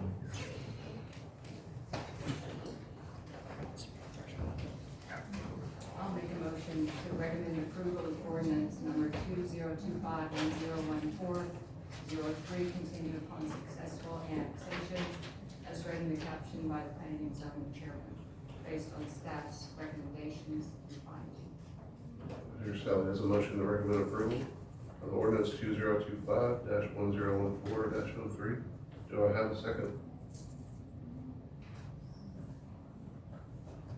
I'll second that.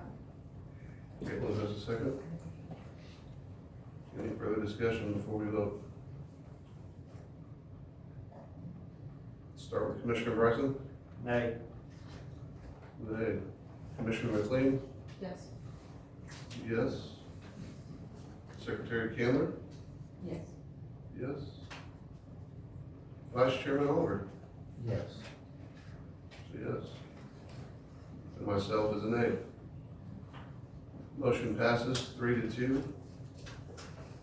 To recommend approval of ordinance 2025-1014-03, contingent upon successful annexation, as read in the caption by the planning and zoning chairman, based on the staff's recommendations and findings.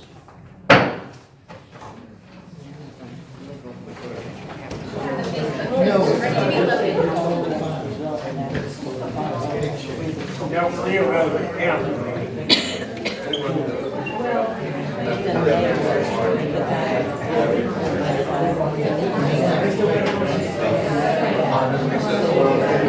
Take a 5-minute recess, reconvene at 7:53.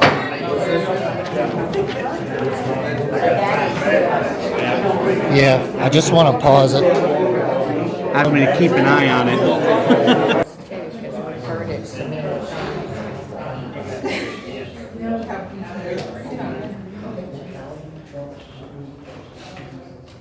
All right. Agenda item 3.2, conduct a public hearing to discuss and take possible action regarding ordinance 2025-1014-02 to change zoning designation upon successful annexation from agriculture to light industrial warehousing I-1 on property described as a 150.920 acre tract of land located in the Nathaniel Moore Survey, abstract number 410, Williamson County, Texas. Said 150.920 acre tract being all that called 150.977 acre tract of land recorded in document number 200-204-6521, official public records, Williamson County, Texas. Yvonne, present for us. Commissioners, this request this evening is to change zoning on property located generally at the intersection of County Road 308 and FM 47 from agricultural to light industrial warehousing upon successful annexation into the city. The annexation request will be considered by city council next Tuesday on October 14th. So you can see the general location of this property on the screen before you. 150 acres located right here on FM 487. This road, this intersection is Seabud Stockton. The subject property is approximately 150.977 acres. An application for annexation and rezoning was considered by the Planning and Zoning Commission on March 11, 2025. It was recommended for disapproval by this body. The applicants did withdraw their request before it was considered by the City Council. Another application for land use change was considered by Planning and Zoning Commission on August 26th and was recommended for approval by Planning and Zoning. City Council will consider the land use change next week as well on October 14th, 2025. City infrastructure for this location would be water, or wastewater and water. I do want to talk a little bit about the annexation, zoning, planning process. So this is a voluntary annexation. You're not going to see very many involuntary annexations. The state took municipalities' power away to do a lot of involuntary annexations. So most of the time when you see an annexation request, it's a property owner saying, I want to come into your city, I want to be part of your city, contribute to city taxes. So this request is a voluntary request. That means that the city has more regulation on what can and cannot go on this property. So with that being said, should the annexation pass and then zoning not pass, the property owner or the applicant does have the power to de-annex from the city. So just to paint a very real picture, you could not approve zoning, not approve annexation, and this proposed site could still be developed as they're requesting, which means that we would still have to provide water and wastewater to this site. They'd still be using city roads, and you would not gain any tax revenue off of this property. So if you have questions about that process, feel free to ask those questions. If it's not clear, just let me know and I'll try and make it more clear, clarify some things for you. But I did just want to point that out that in all likelihood, this data center would probably come in whether this property is annexed or not annexed. They do have that right to build there. Okay. But it's mandated that we have to provide water. We have to provide water and wastewater to them. Regardless? Regardless, they're part of our. We all have So if we can provide. Yes, if we can provide it. So they've already conducted a feasibility study and they have the infrastructure requirements that have to be in place in order for them to receive water and wastewater. I do want to point out that request for residential that was considered back in March was for approximately 750 houses. So that would be 750 houses that could potentially go on 150 acres, which is a lot more stress on your road system, a lot more stress on your water system, a lot more stress on your wastewater system. Versus their proposed data center, which would be about 50 employees per day, and still providing water and wastewater to them, a lot less stress on the roadway system infrastructure. This is the data center request, yes, sir. So we're looking at zoning, we're looking at all of the appropriate uses within that zoning district. So we usually don't look at their particular request, we look at what they're asking for as the zoning district. Okay. We did send out notices to properties within, again, the 200-foot boundary and in city limits. 5 public responses received. Only 1 response was received that's located within the 200-foot boundary and city limits. So that puts you at a 7.70% protesting response. State of Texas says that if it's above 20% protesting, then it does have to be a supermajority vote from city council in order for it to be approved. Okay. 7%? 7.70. Do you have any questions about what we talked about so far? Good? No. Okay. Do you want, the applicant does have a presentation as well. Do you want them to do their presentation and we go into public hearings? Yes. Let's see what they have.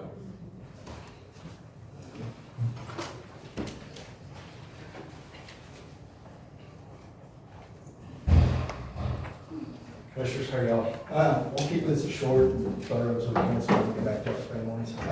So obviously, we've come to you guys prior, we also did the Q&A. We're here to propose the 150 annexation as well as the zoning for this tract for a data center. And we'll try to go through this slide as quickly as we can and then answer questions as we go. When y'all have any questions, we've got our design team and energy team here as well. Next slide. So this is basically just telling you who our team is. Savannah Developers, Prominent Property Group, Power Infrastructure Partners is the development core team, as well as Mack and Hoover Civil Engineering Firm, who has done a plethora of work here in the city, and then CI Design, who's an MEP and design firm that has done data centers throughout the state of Texas as well as the country. Yeah. We believe the project is strategically located on the County Road 305, and it's a good buffer in between where you have, the school, floodplain, where our property is, and then where the quarry is. It's a nice buffer in between where you're not on top of homes, even though there's pushback that we're too close to housing. If you look historically, this is nowhere near close to housing comparative to data centers throughout the country. And even Mr. John, who's our direct next door neighbor, has submitted an approval letter for recommendation of this. Next one, why the data center is is a right fit. Obviously, minimal traffic impact, quiet operations equivalent to an office building, 24/7 hour security, and then a combined cycle water system. Right now, we have by right through the city for 750 LUEs, which is 262,500 gallons per day. I think right now, in our projections, we might be at 20,000 on the water with our combined cycle system. Now, that's not confirmed yet, and obviously it's gonna be curtailed to the end user. We've got a handful in tow right now, but they are all waiting to see whether it's gonna be a county or a city project, and some have tendencies to wanna be one or the other, and that's just a preference on them. It's nothing to do with us or you guys, it's just some like being in counties, some like being in cities. It is for the city, is it more than 20,000 range? Yeah, no, the water is still the same. I was just talking about the end user is different in terms of whether they like to be in the county or the city. But overall, the combined cycle system will be in that 20,000, 30,000 range is what we're projecting right now. The economic benefits, I think we've talked about that. Will, at the Q&A, this will double the city's tax revenue overnight. It'll obviously, we've got the projections right here where I can kind of pass out to all of you guys to see all that take home. It's just one sheet. Well, yeah, there's multiple sheets, but yeah, they're all just one side. We don't see. We'll share. That'll kind of, if you go to the very bottom and then the very back of the page, it shows you the algorithm of how we've gotten to that based off of an $850 million construction, as well as, you got to think about the inside of these. This isn't a massive data center, it's only 200 megawatts, but it's still about $1 billion project. And the city will reap the benefits off that, off the tax revenue. Estimated 13? Yep.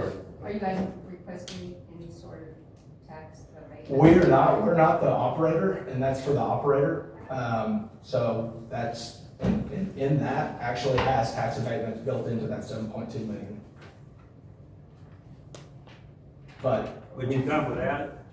I'm sorry, I didn't. Well, I can't speak for our operator. We're just, think of us as a lot developer. We're building the lots, we're not building the homes. I get you. We've already talked about the compatible land use, so we can go to the next one. This is what we're talking about right now, the potential economic benefits, the 850 million, 450 construction jobs. Although they're not permanent, they are here for, a good amount of time. And we always do local contracts. All of our developments are all throughout Central Texas, whether if it's from all the way down to Kerrville, all the way down to Lockhart and everything in between, Marble Falls, Horseshoe Bay, Georgetown. We utilize contractors within our, region. Other than that, we're looking at projecting about 50 permanent jobs, and obviously the tax revenue, which you all are interested in, is the $7.2 million annual tax revenue. And then right here, we just have, unlike residential developments that typically require more in services than the generating tax revenue, the Masones Data Center will be a consistent net positive contributor to the Gerald's physical health for decades to come. So we go to the next one. This just talks about how it can directly, so economic diversification, quality of employment, and infrastructure investment. We're not only, building infrastructure to us. I mean, we're hoping to bring a fiber line down that can generate fiber throughout the community. Gas line, that's obviously directed just to us, but the grid connection, Chris, you talked about how the grid connection provides regional grid power to this region. There'll be added resiliency both at a commercial and residential level. And if you think in terms of redundancy, in terms of N+1, this would be like at an N+12, N+13. So for those of you that were maybe around during the tree apocalypse when lines went down, just think of redundancy as the utility's ability to reroute power, to different areas. And so by supporting this electrical infrastructure, you're just adding more resiliency to the region. Next one, please. So we took some information from our Q&A that we had a couple weeks ago, and we embedded it into the slide. If you guys want us to go through it, or I don't know if y'all walk through the Q&A, but obviously the resilient power grids, improved connectivity, tax benefits for education, minimal traffic impact, road improvements, park and trail opportunities. If you look at where our site is located, and you look at the natural floodplain that goes through, our objective is to, obviously, we've got to build on the western side, which is away from, that's towards the quarry. We can't build in a floodplain, you can't. So, we're actually closer to the quarry than we are anything else in the city. And I think understanding data centers, there's a bunch of myths, and then there's realities. I think that this can be shared. I can't really read that far, so. So myth, data centers use up all our power and Wi-Fi connectivity. Reality, resources that support data center development contribute to the surrounding community's overall infrastructure and capacity. Myth, data centers are killing the environment. Reality, data centers are increasingly adopting sustainable design and efficient energy strategies. And last one, data centers are being replaced by the cloud. The cloud relies on data centers. They're the physical foundation of cloud computing. Thank you. What she said. We can go to the next one. Key facts of this, Dutch, would you want to go through this? This is kind of more up your alley. Yeah, it's just kind of a high level, some really low, opposite the high points. EMF, radiation, same thing, somebody raised a concern about that. That's like on transmission lines, you have electromagnetic fields. That's not anything that the data center equipment is very sensitive. So they're not going to be creating much magnetic waves to disrupt their processing. Aesthetic design, we talked about engaging the community when we get to that point, that the design is an important part of getting the building built. Engage the community, come up with something that we can work together with and is pleasing to the surrounding neighborhoods. Noise levels, we always do noise models, so we can basically give you a noise model from a point of generation out to as far as you need it to go. But, a certain neighbor wants to know what the sound might be at their level, we can map that. And then the lighting impact, again, we can use cutoff fixtures at the property line, so the light's not spewing over to the adjacent neighbors. Yeah. What's the next? Is it continuation? Yes, sir. Water usage, that's a big topic. This is a closed loop system. So after the initial fill, which can be done either over a period of time from the existing water source, or it can be filled by bringing the water through tank trucks. But after the initial fill, the water use is basically less than 5,000 gallons a day. And that neighborhood that Dalton was talking about would create probably 250,000 gallons of the need for the water and then ultimately sewer as well. Traffic impact, if I remember correctly, house creates 4 trips a day. So you take 4 times 750 and that's your trips count per day. You still will probably know better than I do, but, you know, the trips per day is gonna be nothing. And obviously it will be 24/7, so there'll be people coming, going day and night, but it'd be less than 50 or 60 people, on a free shift, so it could be 20 people a shift. Energy consumption, we talked a little bit about, yes, it does consume a lot of energy. It's not gonna steal the energy from the community. The energy will be provided by the utility, and they will make sure that there's ample energy for the community and there's ample energy for this particular project. And the request is in now for that, right? Yeah, we're in the steady state study right now, and then obviously we're gonna, our bridge to power, as you guys know, is natural gas. And then the environmental emissions, we have all the EPA rules on the carbon and everything. So once we do select equipment, provide the EPA with the air quality and work with the TDCQ on that, everything's gonna be within federal guidelines. Next slide.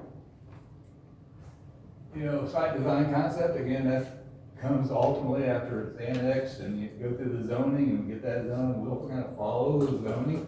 So strategic positioning, I'll talk about taking it away from out of the floodplain consideration and more towards the public road and the quarry. Any buffer zones we can plan, as long as it's lines on paper, we can work with the community and talk about what the site's gonna look like, how much the building will be set back from the site, how tall the building will be, what the building's gonna look like. So we're gonna take into all those considerations. It will be a very high secure facility. There will be no public entrance onto the site. It'll have a guardhouse at the main entrance. Could be manned or unmanned, it just depends on the ultimate client. And there will be a security fence around the site. And then landscaping setbacks, again, that's per the zoning ordinance. But the zoning ordinance sets out the standards as minimum. That's what the city wants. And whether we do more than that, that's up to how we work with the community and talk about how they want the site to look. So really, obviously, our closing and request is to be annexed and to be a part of the community. Obviously, we've got, you know, a couple of options on the table, but we love working with Jorge and Yvonne and been in this community for the last 2-3 years. Yeah, they're pretty good. So if there's any questions that you guys have for us, we're happy to stand up here and answer at this time, or. Go for it. Go for it. I've got it, David. Okay. I always got a question. Are you gonna landscape it real pretty? I like landscape. So- I mean, and use the natural vegetation. Right, so landscape. a lot of our, you know, obviously, land's gonna be depicted by, you know, say we're annexed in, say we're all singing Kumbaya together, obviously that is dedicated or it is shown from whatever y'all's design guidelines are, but our anticipation is to have berms, trees that go around the gated fence line. Just natural, native, Best you get. right, best that can stay alive in July. I went and visited the one in Georgetown, it doesn't have much landscape around it. And being an ag teacher, I like to see that. And it's also part of our master plan, is to beautify. Yes, sir. Our town. I told Jorge before, I'd love to see Gerald be the flower box city of Texas, if we could get it done. But it depends on. As well, sorry. Let me add something to that, is that, part of the approval process for the site plan and the building permitting process, we will provide, views from different areas so that you can see if you're standing on the football field or the front door of the school, you'll be able to see a view and what that looks like, and then it's up to you to work with us and determine whether it needs more screening or less screening. That's theirs.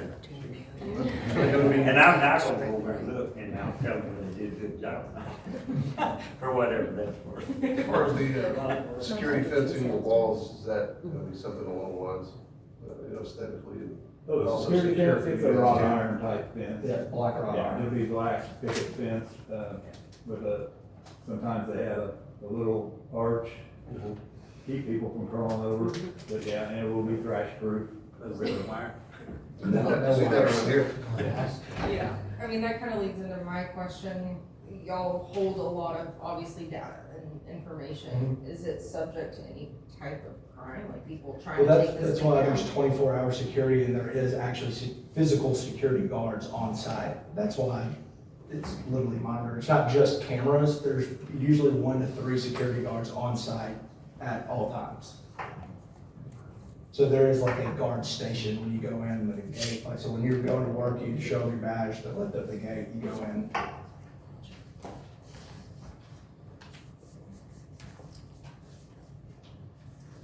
With a facility like that, do we have the proper law enforcement? If they needed help with that facility? We have actually just hired 4 more officers, so we. Responsible to the academy. So So we we are basically making doubled our increase. workforce. There you go. You said we were about 6, right? Yes, sir. With the tax revenue, I'm forcing in. Well, they could probably get extra training with the extra. We can, but yes, we are almost fully staffed for the police department, and then, of course, with additional revenue, then you could also look at, increasing the force. Okay.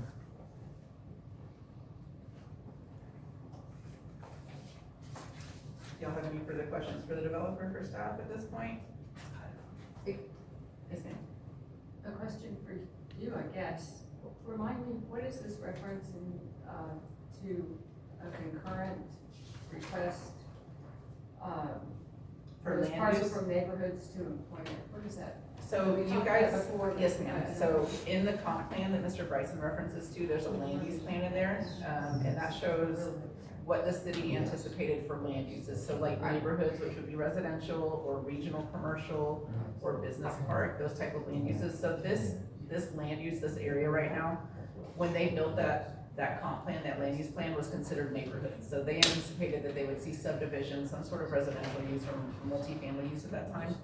So in August, they requested a change from residential to business park use. Employment. Employment, I'm sorry, Employment, yeah, employment, that's right. which would allow for a warehouse industrial type use. So it doesn't require a certain number of employees, so this could. No, this ma'am, is it's just, it's employees. kind of like a higher level zoning. Like, in this area, we think that we're gonna see employment type use, so like manufacturing, industrial, high level office, something like that. And then you zoom in a little bit closer and you say, okay, so now we're gonna look at specific zoning types, so like business park, light industrial, heavier industrial, stuff like that.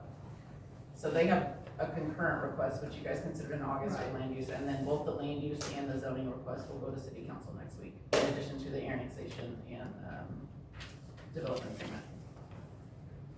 Yes, ma'am. Thank you. Anything else? I don't think so. Between the last one and this one, I think we discussed quite a bit about this, I believe. You full up on annexation? I said, are you full up on annexation? Seems so. Sounds good. If we have any other questions come up, I'm sure we'll ask you. Thank you. Thank you. We'll move on to the open public hearing. John Simpson? Yeah, some of you know me.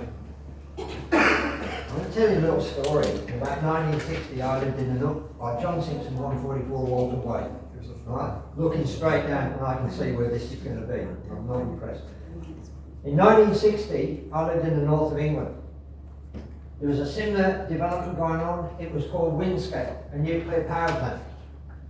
It went through just like it's going through here. People didn't know what the consequences were. Like, we have no idea what the consequences of these centres are. The forever chemicals, the ozone impacts. This nuclear power plant was built, and it effectively killed my father and about 50 other people through poisoning from nuclear waste. You can go to the Irish Sea now and there are signs, don't swim because it's radioactive.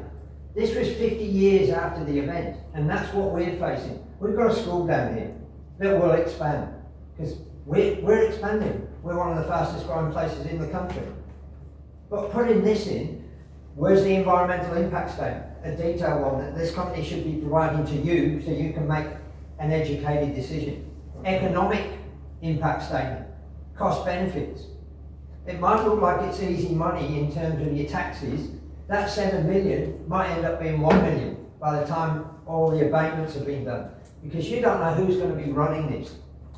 It could be Google. And I'll guarantee if it's Google, they won't pay anything to you. They know how to get around it. So my concern is that this is being rushed. We haven't had enough discussions. I would like to see some more public meetings. And I would like to see a presentation like the Walmart one. And I think you need that. Because right now I'm seeing things up there I saw at the public meeting. It's not answering the questions, it's just saying the same thing. And if you look at the media, the Texas Tribune, the Guardian out of the UK, they've got recent articles, the last one was back October 3rd and October 2nd, talking about the concerns related to these centres. You can go to Oregon, Georgia, Virginia, they've got major concerns. They were conned into this. And now the councils and the mayors are saying we made a big mistake. So I'm going to leave you with that. My time's on it. I'm not going to talk anymore. I'll go and talk at the council meeting. Thank you. Thank you. Jeff Seidel?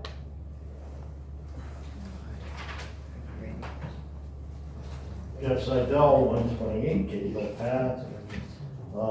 Just like to echo some of the things that John said, he's not unfamiliar with what takes place. What we're doing is talking to the builders. We're not talking to the owners, we're talking to the builders. Now, one of my major complaints with this commission is that they keep city council like a bunch of mushrooms in the dark and under crap. They don't know what's going on. I called for reports to be given to city council to make proper decisions and a month in between. You have made this particular meeting almost unreadable on the agendas. People out there, and I get calls from people still, what's going on? Is this a lot of people here? Don't laugh, David, okay? Is that really your stance? Take my 3 minutes. You need to consider what the people want and what they need. You go off and you say you're going to get $7 million or you're going to get this. That's a builder's perspective. That's also the total bill out. They're not going to build this thing until 5 years are up. What's going to happen is the revenue goes to the power companies, it goes to some infrastructure, and we will get wastewater and water revenue out of it. Outside of that, you'll have your tax revenue for the equipment that's there. We all know Trump did it so you can amortize it one shot. So now if you know anything about computer equipment, it's not getting more expensive, it's getting less expensive, which means the tax revenue, the only tax revenue you're gonna see is from water, wastewater, unless council has enough information to bend the arm of the owner to do things. Maybe he ought to reduce everybody's electric bill. I'm just saying, there are things that council can do before you folks make a decision. And by the way, it doesn't matter what your decision is. You neutered yourself when you did this planning, the zoning laws. So if it falls within zoning, you've got nothing to say. Council is going to make this decision only because of the annexation, and they don't have to annex. Thanks. William Busick? Busick, okay, thank you, sir. Hey guys, William Busick, 608 Foster Lane. First off, I'm not anti-technology. What my concerns are is the location next to the school.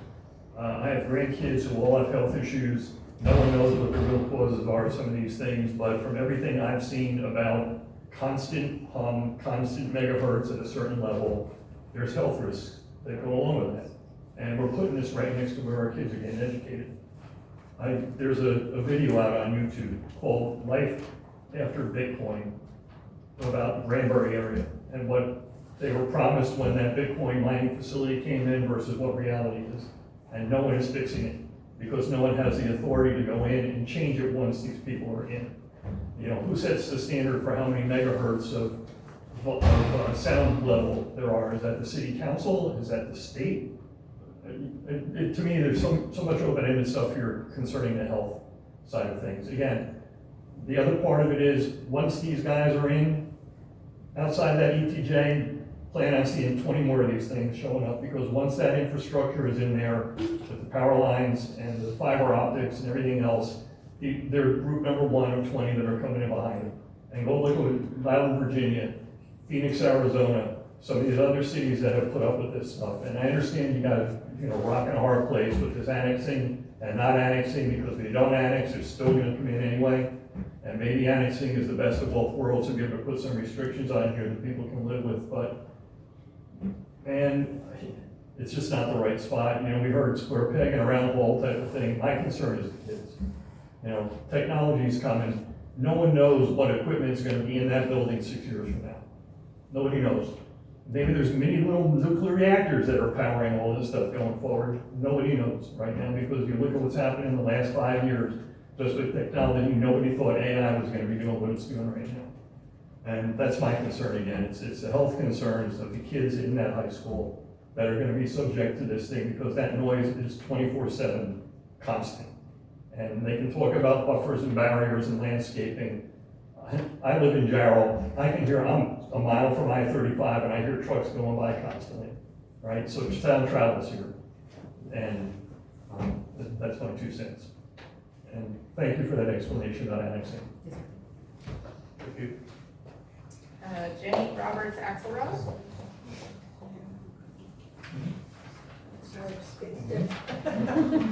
I have a couple of questions before I. Name and address, please. Yes, ma'am, sorry. Jenny Roberts Axelrod. I'm on Harry Callahan Drive in Eastwood. And I have a quick question before I present my comment statement, because I am not sure I'm understanding how things go. And you started out by giving us an explanation. So the owners of this property are choosing to be annexed so they can be a part of Jarrell. And if they don't get annexed, they'll go ahead and do what they're gonna do on their property, like Texas property law states. So my question is, does the company that wants to build this data center, do they currently own this property, or are they looking to own it? No, you guys already own this property, don't you? We've owned it for a while. Yes. Okay. Yeah. So, and this is the developer, it's not the builder. So they would get all of the entitlements ready on this and then sell it to the final user. That's basically what happens. Okay, so there's no chance, because I was under the impression that it was currently zoned residential. Okay, so there's no chance it can be reverted to residential because the owner wishes it to be. So it has no zoning on it right now because it is not in city limits. Okay. All right, well, I feel like there's not a whole lot my comment to do. I feel like pretty much the way that this is set up, like my daughter says, hashtag don't tread on me, so, you know. I appreciate your, I would just like to be on the record that I oppose this. I feel like, I'm gonna use my time. I'm citing an article from August 14th, the New York Times article was talking about a June analysis from Carnegie Mellon University and North Carolina State University. They found that the electricity bills are on track to rise on average 8% nationwide by 2030, and as much as 25% in places like Virginia because of data centers. So in addition to more water and wastewater uses, and while the gentleman claims we're not going to steal your electricity, the cost for high volume use is going to go up for everybody. That's my concern, and that's why I'm very much against this. But I'm beginning to reluctantly feel like there's not a whole lot I can do about it. Thank you.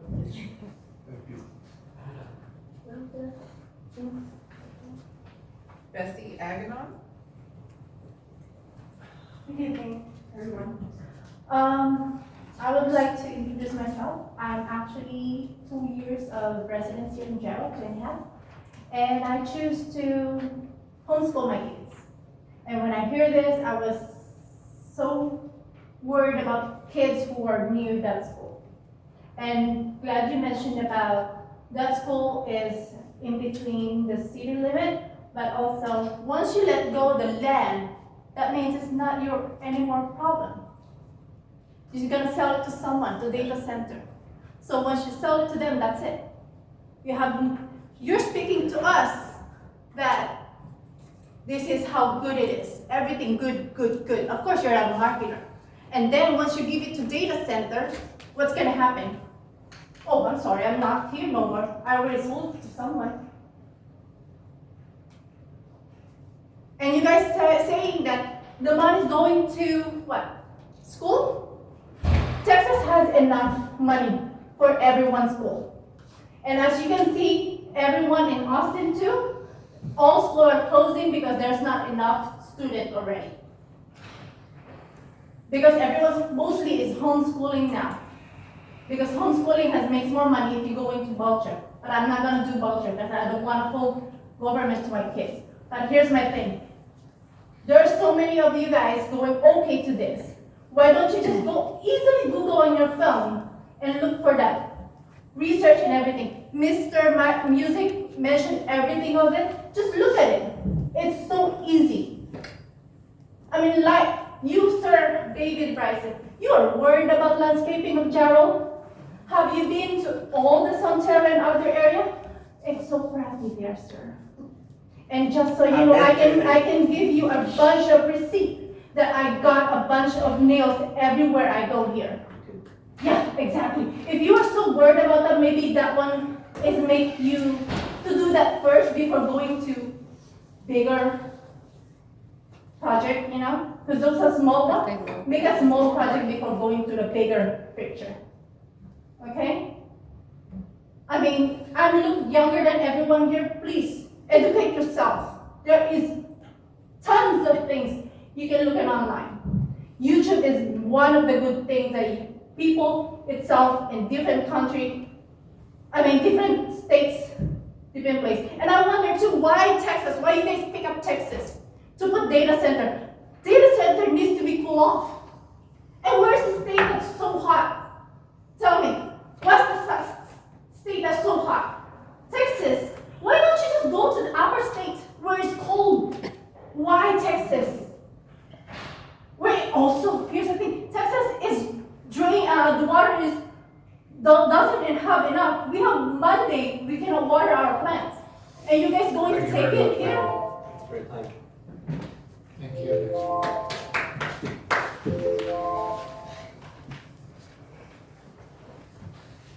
One more, last one. Tim Van Zyl. I'm back, I'm sorry. Tim Van Zyl, 512 Yellow in Cooler. Again, not a city resident, and I'm on the east side of 35, not the west side. One thing I noticed real quick, and then I'm gonna ask another quick question. I was, again, Stephenville, Gatesville, been both of those. I also lived in Waco during the early 2000s. Methodist preachers get some, we moved in the lines, so that explains that. Anyway, one of the things that Waco had during some of the times of Baylor, there was a split on I-35. You had East I-35 mentality, you had West I-35 mentality. Someone who's just moved in, I guess I've been here 18 months now, I'm starting to see that mentality hit Jarrow. And that's scary to me, because it split Waco horribly. It was like the Red River. You had Okies and you had real people, Texans. So it's just, I don't want to see that happen to Jarrow. The data center and Walmart seem to be splitting that. So I have a really quick question. I promised I wouldn't go long on this one. If it's annexed, I know it's not going back to residential or whatever. If it's annexed, and I understand that y'all can then, or city council or whoever, has more control over what's going in. I know the developer, builder, whatever we want to call them, is saying it's going to be a data center, but then y'all have, city council, city, has more control over how it's developed. Is that correct? Yes, Okay. so, I'll answer that once you finish your 3 minutes. Okay, no, that's fine. So going with that, I do have a couple questions that if I were in y'all's shoes, and I'm not, I would ask myself these questions. Do 50 jobs versus the possible, because we don't know. Again, you can look at Virginia and other places and see what they're showing. It's, this gentleman and others have said, and I've done my personal research on that, doesn't look good to me. But I would question myself on, there's 50 jobs, is it worth the possible damage to the water, electrical grid, landscaping, etc.? Is it worth it? My personal research has shown that there is a decrease in property values around data centers. That's going to affect me even on the east side. The electricity costs, I've seen plus or minus, I've seen to go either way. There's a definite concern on water usage, especially during these times of our water concern. I know what they say. I also know that statistics can be manipulated in any way. That was one of my favorite classes in college. So I just ask that y'all be aware of that. I do know that the state is even looking at making data centers be responsible for their own power and their own water without pulling it from small communities like they tend to pick on. I'm not using anybody's word, those are some that I've read. But those are some of the things that I would just ask myself is it worth it? But if it's just an annexation question tonight, and annexation means that y'all can control it more, I say annex the hell out of it, just so that you can have control. Thank you. Thank you. What was the question? Annexation control. So currently, again, this is not in city limits, this is a voluntary annexation. This is a rezoning request that you're considering tonight. In conjunction with that is a voluntary annexation request to be considered by city council next week. And again, if you annex in, then you have control over noise ordinance, which we do already have one in adoption. We're gonna review it at our next meeting at a workshop. You have control over landscaping, berms, building height, items like that. If you do not, if this item isn't, or this property is not annexed, then there is no control from the city over that. It's in county regulations. County does not regulate zoning, does not regulate building height, does not regulate water usage. And again, they're within our water and wastewater area. We are bound by law to service them for water and wastewater. So just for example, city limits do not align with school district limits, which do not align with your utility requirement limits for the state of Texas. So, you know, city limits of Jarrell are pretty small. Jarrell school district limits are much greater than what our city limits are. They go all the way out to Georgetown. There's properties in Georgetown that pay Jarrell ISD school taxes because of the school district limits. Again, you have multiple utility providers here. You have Jarrell Shortner Water Supply. All of downtown Jarrell is not provided water by the city of Jarrell. It's provided water by Jarrell Shortner Water Supply. That is their certificate of convenience and necessity area. It's called CCN. That is their CCN area. They are bound to provide water services to that area. We are bound to provide sewer services to that area. So just like this property, we are bound to provide water and wastewater services to that area, regardless if they're in city limits or not. So if this vote that's facing us is not for annexation? Not for It's all contingent on annexation. Correct. So, but if we did the voting, the zoning change, Mm-hmm. and then annexation for some reason didn't happen, how would that? So your vote tonight, if you vote to recommend approval, is worded to say upon successful annexation. So if annexation does not go through, then yes, ma'am. Okay, yeah. I didn't sign in. Could I just ask a question? This is still public hearing. Yeah, you haven't posted, yeah. No. Uh, State your name and address. Louis Lonnet, 950 East County Road 304, Jarrell, Texas. I've been a lifelong member here in Jarrell. I've heard these people talk about water, electricity and everything, but they said they mostly run off of natural gas. Now, where is the closest natural gas line to Jarrell, Texas? It's probably west of town. I know just about everybody that owns property from here to there, and I don't think any of them are going to be very happy to have a gas line come across their property because they've already got some, and I don't think they like any more. And you was talking about also the CCN. Years ago, Jarrell Sweatner Water Supply Corporation and the city had a contract that the city would provide for commercial along up and down 35 if they could, and that Jarrell Sweatner would provide for residential along those things. And that's, it's up and down on that one, so. I guess Mr. Bryson, you probably was on when it. I remember the discussion of fire. Okay, well, that was my only comment, just about the gas and coming across people's property. Thank you. Thanks, sir. Mr. Donick, could you fill out one of the forms that are in the lobby for me, if you don't mind? Okay. Thank you.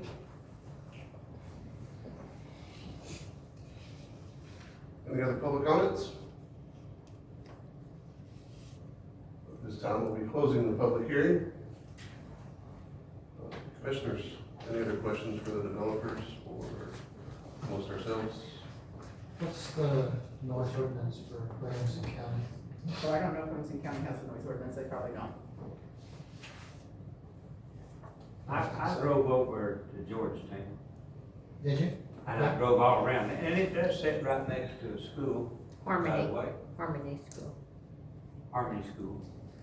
And I didn't even find that place because I couldn't hear it. And I had my hearing aids in, okay? I was gonna check on I was that. gonna ask, but I had my hearing aids in, I drove around, and then I figured out where it was because it had a gate on the front, secured in the front of it, so I knew I was in the right area, but I got out and walked around, the wife and I both we did, and we didn't hear it. And I know that Abby over there, her that husband is fixing to build a $350 billion, $600 billion deal in Abilene, Texas, which is the same thing as this. It's right here. And I'm sympathetic towards your problem that you had with losing your dad. I'm sympathetic with that. But times have changed, and not that it's the best. But times have changed, and I know that because just like the noise, I didn't hear it, and I saw on Facebook everybody said, well, the noise, all this. I didn't even hear the darn thing running, and then that's the truth. And I know there's who knows, I haven't researched it like I should have, I guess, but I did research the tax bases that's going to help the city. Maybe we can spend that, like Georgetown, for instance. I have that thanks to Abby got it for me, on the city of Georgetown from the data center over there. And it's 6,434, that's 6,434,000 and $97.08. City of Georgetown receives over $1.2 million. The county gets 1.25. The fire department, Georgetown ISD gets $3 billion. And they're not going to necessarily bring in a large group to attend school, but they're not going to have that many employees.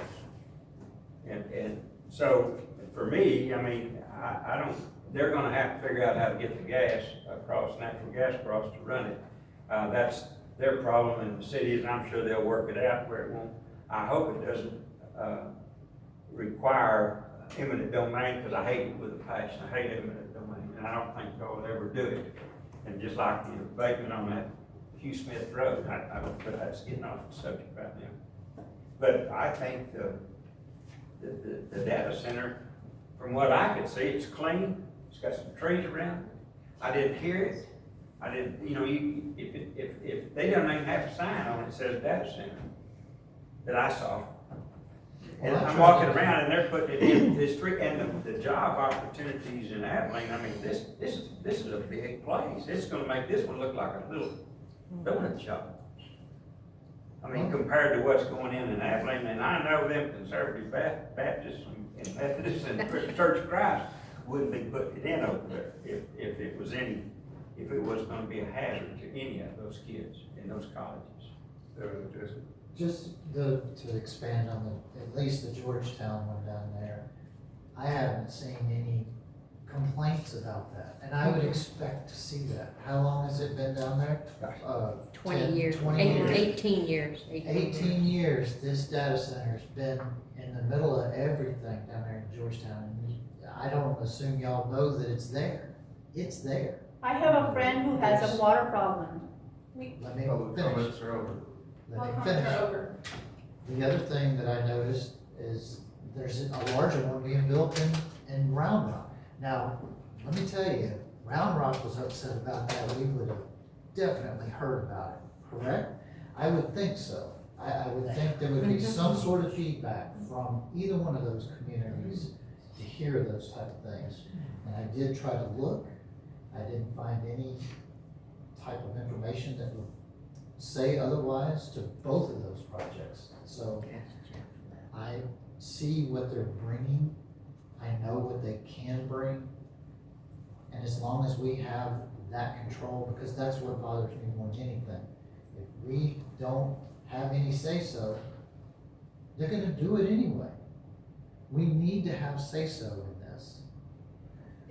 On that note, though, if we didn't approve this zoning change and the city next week annexed, it would still be agricultural? Yes, ma'am, and then they could request to de-annex, to leave the city limits. That's correct. Yeah, this is the problem. Yeah. So we're I kinda, will just say it's this, a, let me add real quick, just from a legal standpoint, even if y'all deny the zoning request, technically city council can overrule that. Because you are a representing body to them, so they just technically, right. They may not, I mean, that would be ultimately their decision, but they do have authority to rule against you. I guess I do want to ask about, y'all have a proposed right away for that gas line down 487 yet? We're working on it right now with our landman. for the, And also we're working with, Adam Boatright at Williamson County on some of those, county right of ways. where the generator's gonna be positioned on the rock quarry side? Yes. Is that Absolutely. the? Yeah, basically the whole structure will be, besides maybe one office building will be. Yeah, but I'm not talking about the structure, I'm talking about the machines. Yes, yes, Sitting they're outside on the quarry side. correct, yes, sir. Okay. And the exhaust fans, I Correct. assume. Yeah. Couldn't even use it, so. I understand, and then that's what I'm talking about. If there were problems in Georgetown and there were problems in Round Rock, that thing's huge in Round Rock, you go by it, I see it every day. If there was a problem with it, I'm sure I would have already seen it on KU or KXAN, I would have seen it somewhere, and I haven't seen anything. I think there's one in Taylor proposed that's being objected to by a lot of citizens. I haven't really followed it, I just know what's happening. But it's not there, so you don't know, we know what they're going to bring. It's a closed loop system, that, to me, that takes care of the water part, because that's a huge part for us, is water. So if they plopped a residential neighborhood there, they're gonna use more water than the data center. It's already been shown to us, we know how much water that they're supposed to use. So that already makes it a better scenario than having a subdivision there with 750 houses, that's at least 1,400 cars driving back and forth on 487, and that uncrappy road over there that belongs to the county that'll never get fixed. We have to think of those things. We have to think of our future, how we're gonna pay for these things, and this is an excellent way, I think, that this can be paid We're going for. roads.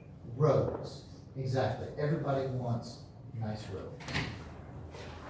So, can I ask one more question? If y'all build this, you don't have someone currently that's gonna be occupying it that you're aware of, or what happens? So we've got 5 LOIs right now that we're vetting, and they all are depictive off of some are more interested in being in counties, some are more interested in being in cities and talking with commissioners. And we made a promise to them earlier on, back in January, that we would go forward on trying the annexation because of the tax revenue standpoint instead of siloing into the county.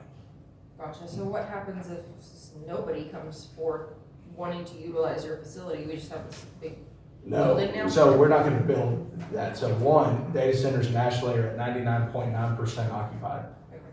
Further than that, we're not gonna build, we're the infrastructure guys. So think of a horizontal land developer. We're the guys building the roads. We're not D.R. Horton, they're D.R. Horton.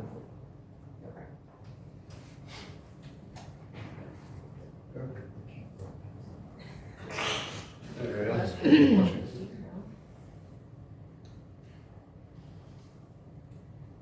Anything else, commissioners? Do I have a motion to approve or deny this approval? I move to change the designation from agriculture to light industrial warehousing. Oh, you can beat that. You wrote it for me. Motion to recommend a, what? There's both. Okay. You want to do both? I gotta do both? Pick one. You pick one. Motion to recommend approval of ordinance number 2025-101402. This is technology. Contingent upon successful annexation as read in the caption by the planning and zoning chairman based on staff recommendations and findings. I have a motion to approve zoning change as stated by the commissioner. Do I have a second? I'll second. Mr. Oliver seconds. Any further discussion? No more discussion? Calling my name, Commissioner Bryson. Yay.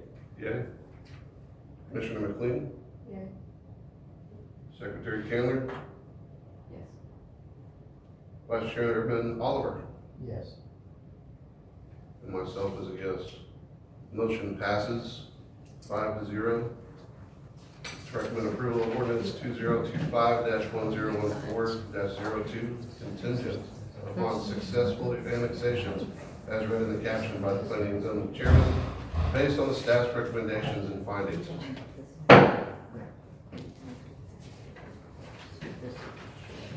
Agenda item 3.3. Conduct a public hearing. I appreciate y'all working for the city. Yes, sir. Thank you. Thank you. I just wanted to let them know because they didn't.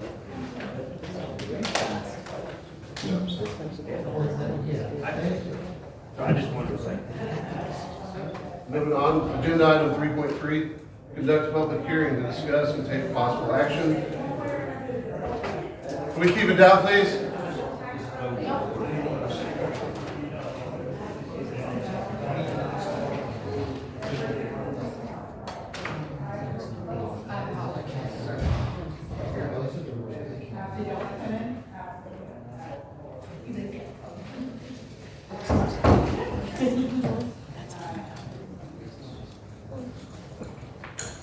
Thanks, Yvonne. Agenda item 3.3, conduct a public hearing to discuss and take possible action on ordinance 2025-1014-01 to change zoning designation from single-family mixed lot SF2 to general commercial C2 on property located at 372 Meadow Valley Loop, described as Rolling Hill Meadow, Block A, Lot 27, acres, .5. Yvonne? Thank you, sir. Commissioners, this request is to change zoning from SF2 to C2 on property generally located at the intersection of Meadow Valley Loop and I-35. It is one lot off of the access road. Property owner did request a zoning change from SF2 to C3 in 2021. So this is a bit of a storied history here. We're going to talk about multiple zoning requests on this property and history for about the past 4 or 5 years. So they did request a zoning change to C3 in 2021. The request was considered at the Planning and Zoning Commission on September 28th. No formal action was taken. So at that time, Planning and Zoning Commission and City Council were the same body.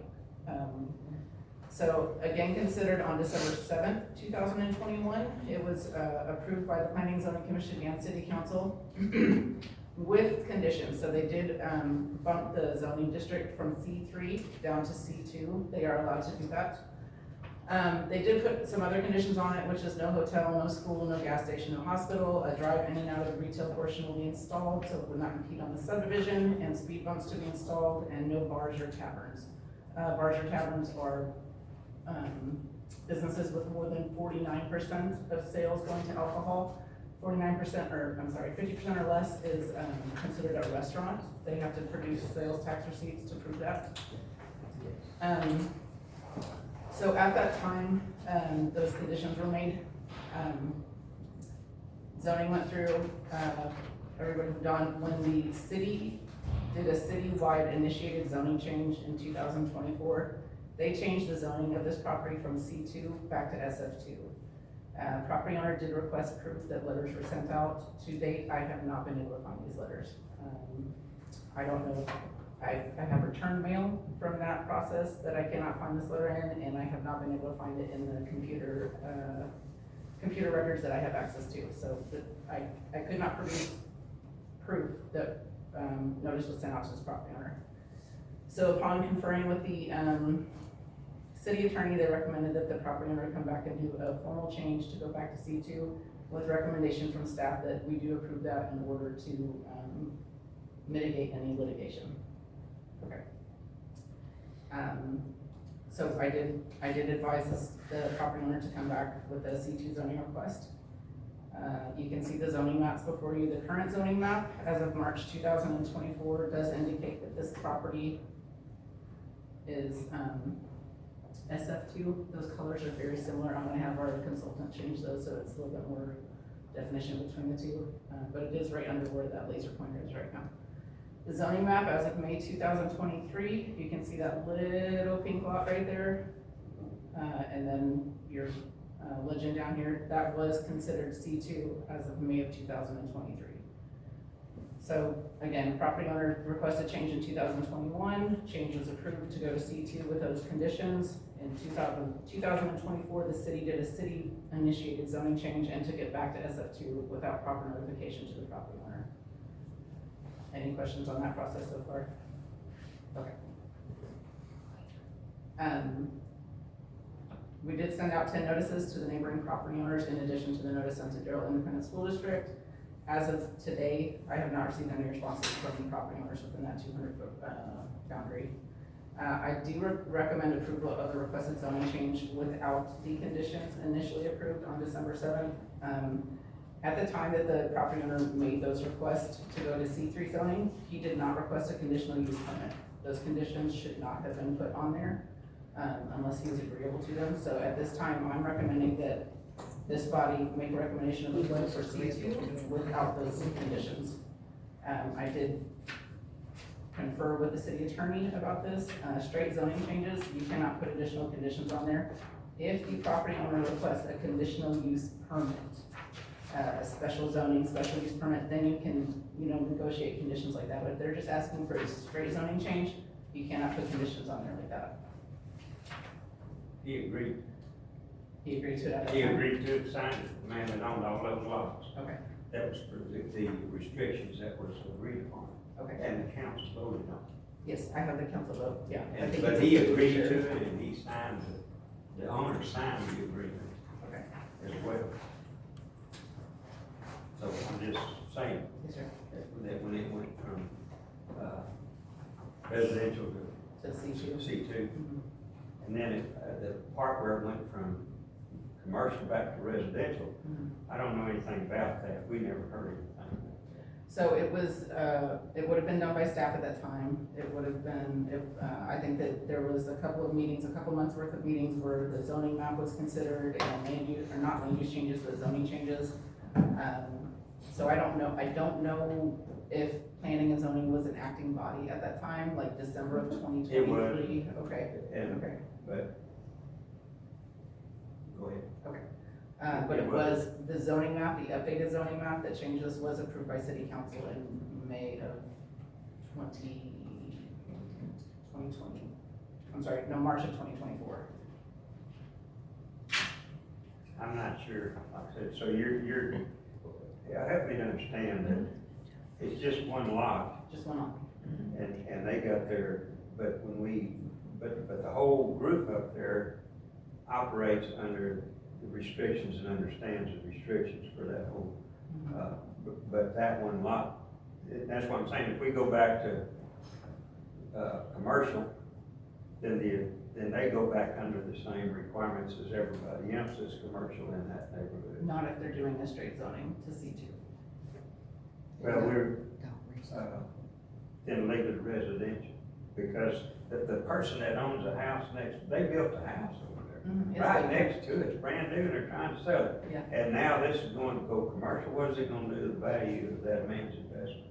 Unfortunately, the reason why is because when it was changed in that citywide rezoning, the property owner did not get proper notice. Pardon? The property owner did not get proper notice. We cannot.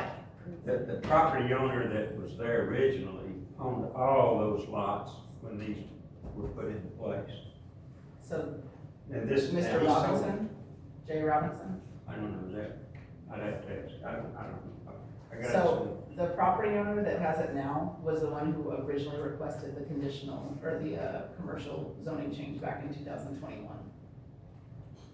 He's had it, he's owned it since 2021.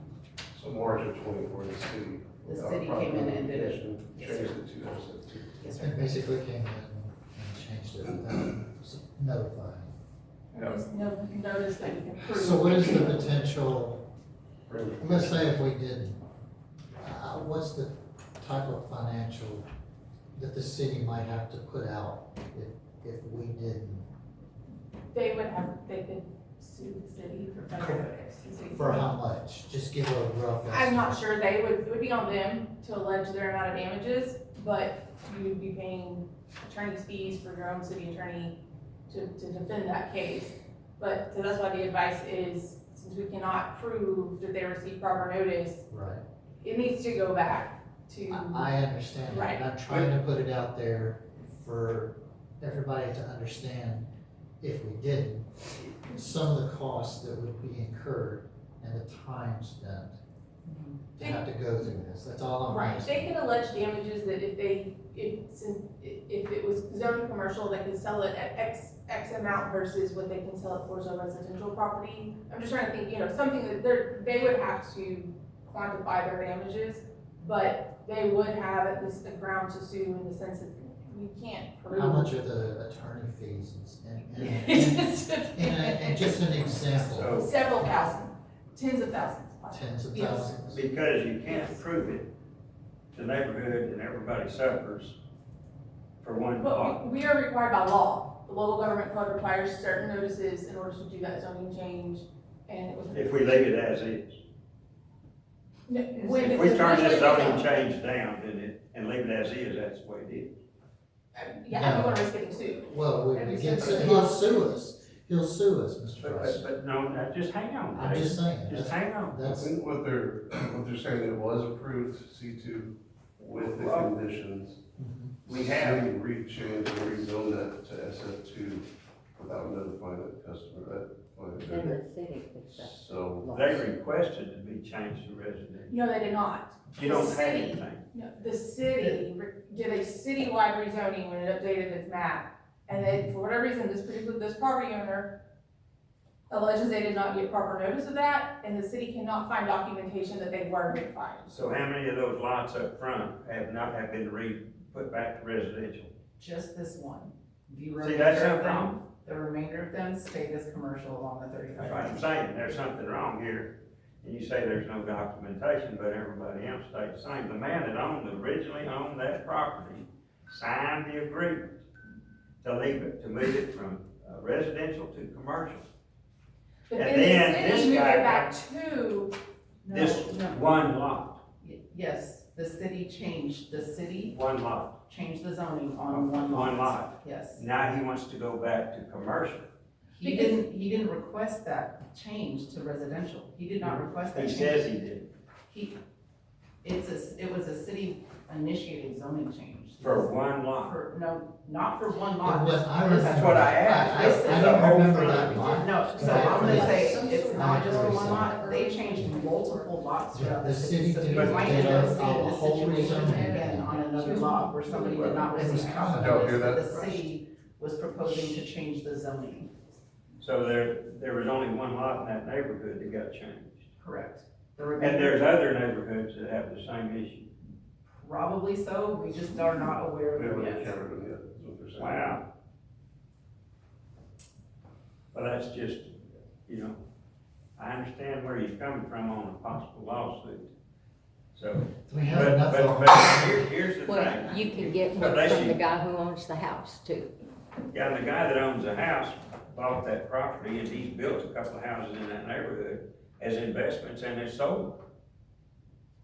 And now he's concerned because now you're gonna put commercial right next door to it. I get that piece of I it got too. no response from them. And I don't know who, we never heard. Well, it went to whoever the property owner on record is, so not necessarily the builder, it's just whoever is the property owner on record for the county. So I don't know who's on the record. Did you get like a return letter, or you sent it and you just haven't received a response from I that? sent it and haven't received a a Okay, response. because normally you would get a return letter within, because I know you talk about these return letters Yes. that you've sent, so. I mean, you honestly, sent- if most people, if they see mail that comes with the city return address, they just trash it, they don't open it. I would agree with that too. Yeah, and it's not required to be sent certified mail, that's an exorbitant cost. I understand. Okay. Yes. I'm well aware of that. There's no way that this can go back with those conditions that were previously. I would not recommend that Why? at this time. Why? Because the property owner that's requested this zoning change did not request those conditions put back on. But did he know about it? Did he know about the Did he conditions? know about the conditions? Did you tell him about the conditions of those that was originally on it? Well, if he's the property owner since 2021, then he was aware of those conditions when it came through the first time.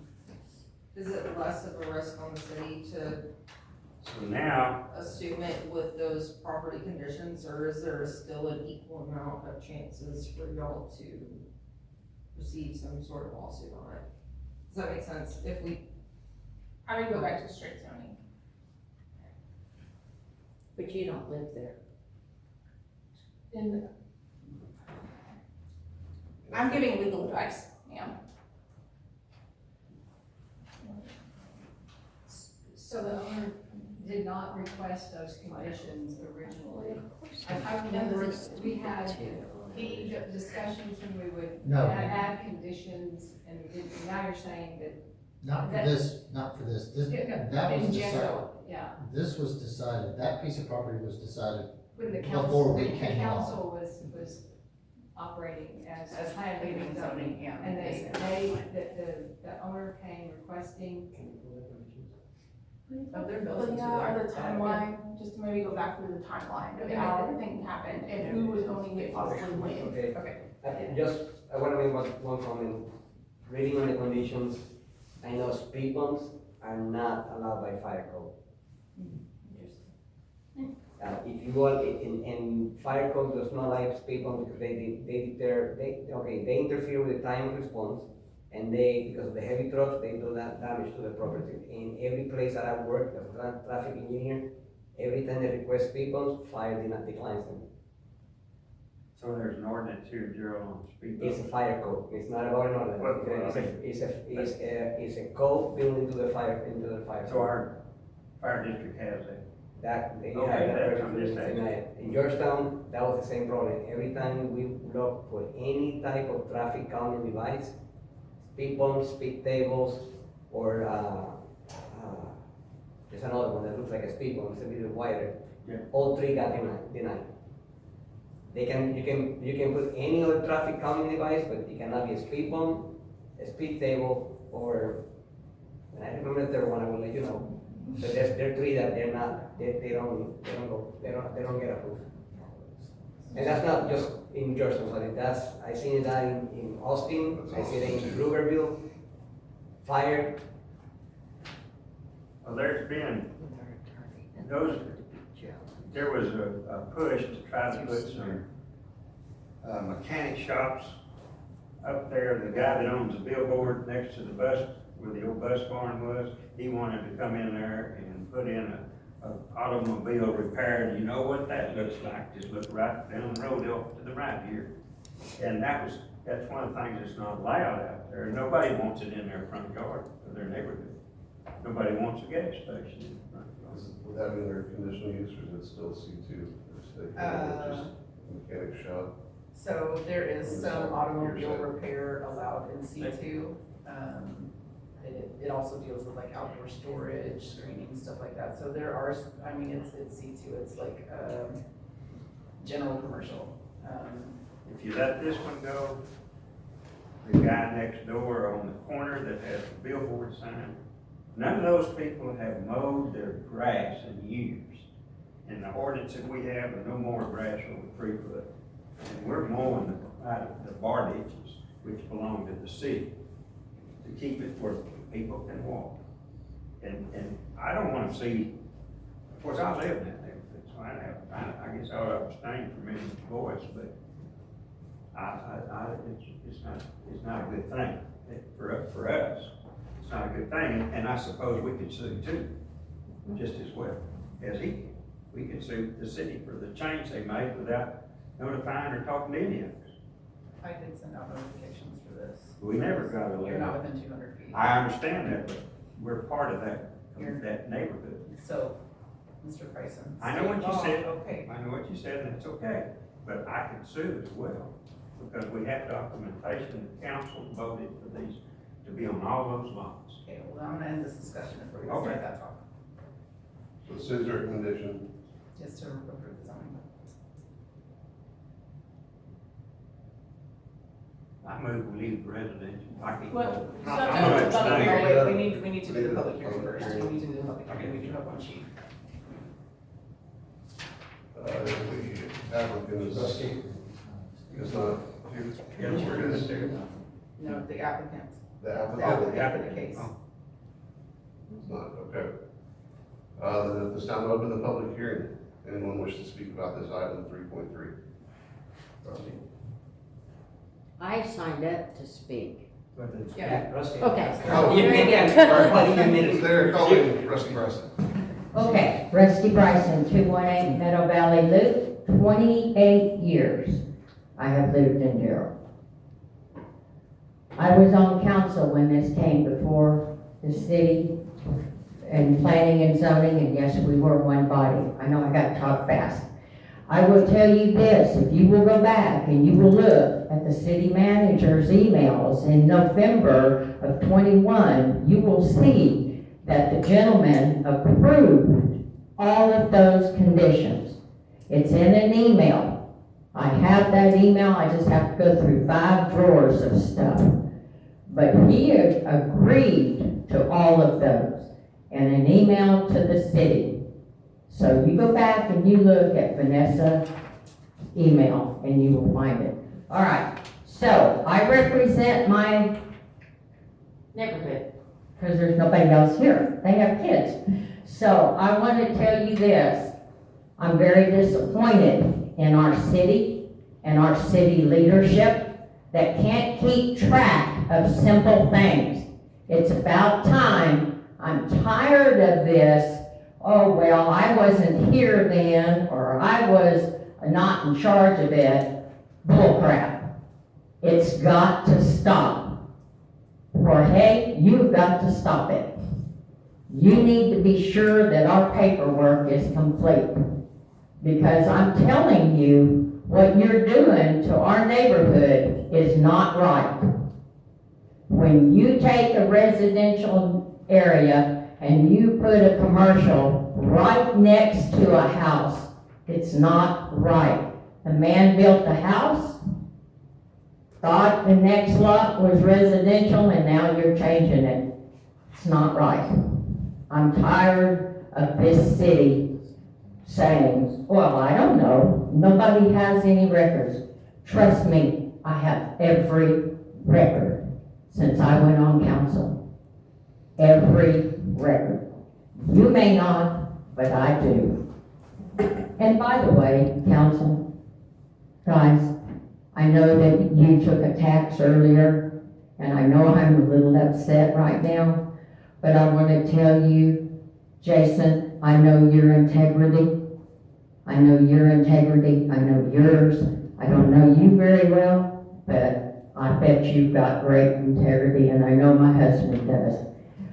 I appreciate what you all do for our city. I know what my husband went through with the Walmart and the data center for the last 3 weeks, and I'm sure every one of you did. I appreciate it. Thank you.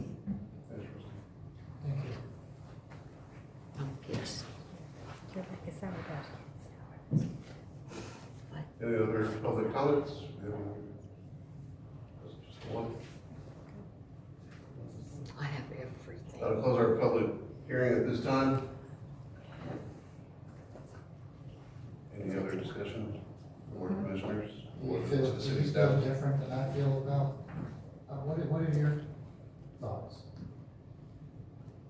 I think the city's in enough litigation as it is right now. I would agree with you on that. I think moving forward, they would have to get a conditional use permit. Table it. If it goes, or You haven't heard back from this guy, made the request, but, so he did not respond after he made the request, or? Respond to it. I'm sorry, for the applicant letter to go to C2? He's the one who requested C2.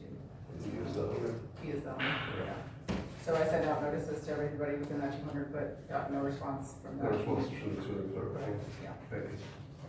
Is he here? But the 200 foot that you have is one house. No? I'll show you nothing. I think there's only 2 houses, there'd be maybe 4 houses. Actually, is it in your packet? Yeah, I imagine it's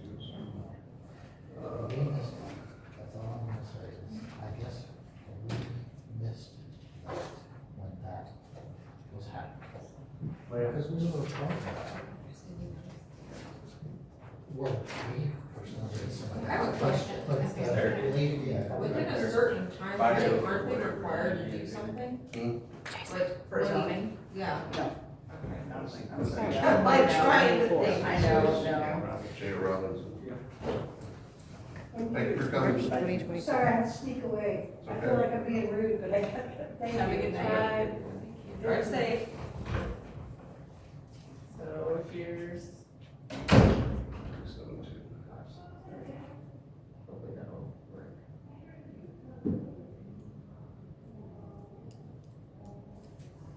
It's not. Let me try again. Is there like a records division or anything within the city?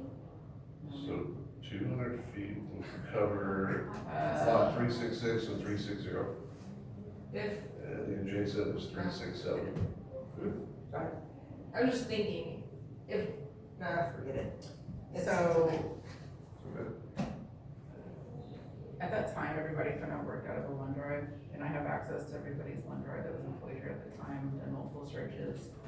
I can find meeting notes for when this was presented to P and Z and City Council. I can't find a copy of the actual letters that were sent out. I have a stack of return mail that's this big, that I've gone through that's related to that zoning change. None of it is this property owner. I just, whenever they sent the letters out, I can't find a draft or a mailing label list of who received,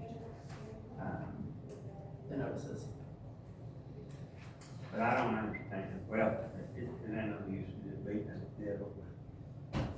But What You is understand? the city's, I know the recommendation, but as far as the use and the zoning and what we're trying to do for the city, what is the purpose of this land initially? it was residential to start with, and it did have some restrictions on it, and it was an HOA when we moved in there. And the whole lot, the whole division was residential, right up to the interstate. So what made the switch? Well, there was a request by an individual that he wanted the whole front lot for commercial.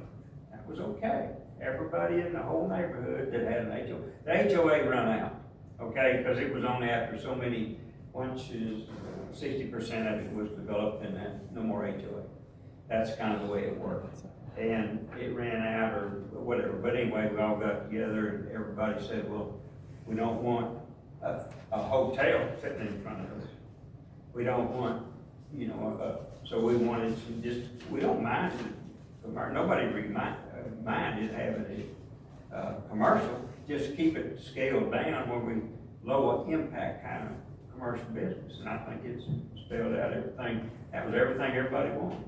And the council voted to agree with it, and they put those restrictions on those lots up in front. He signed it and agreed to it. My thought process on it though is, just like Walmart was zoned for use to be potentially commercial, what is the city's Oh, the land use? zone use, I'm sorry.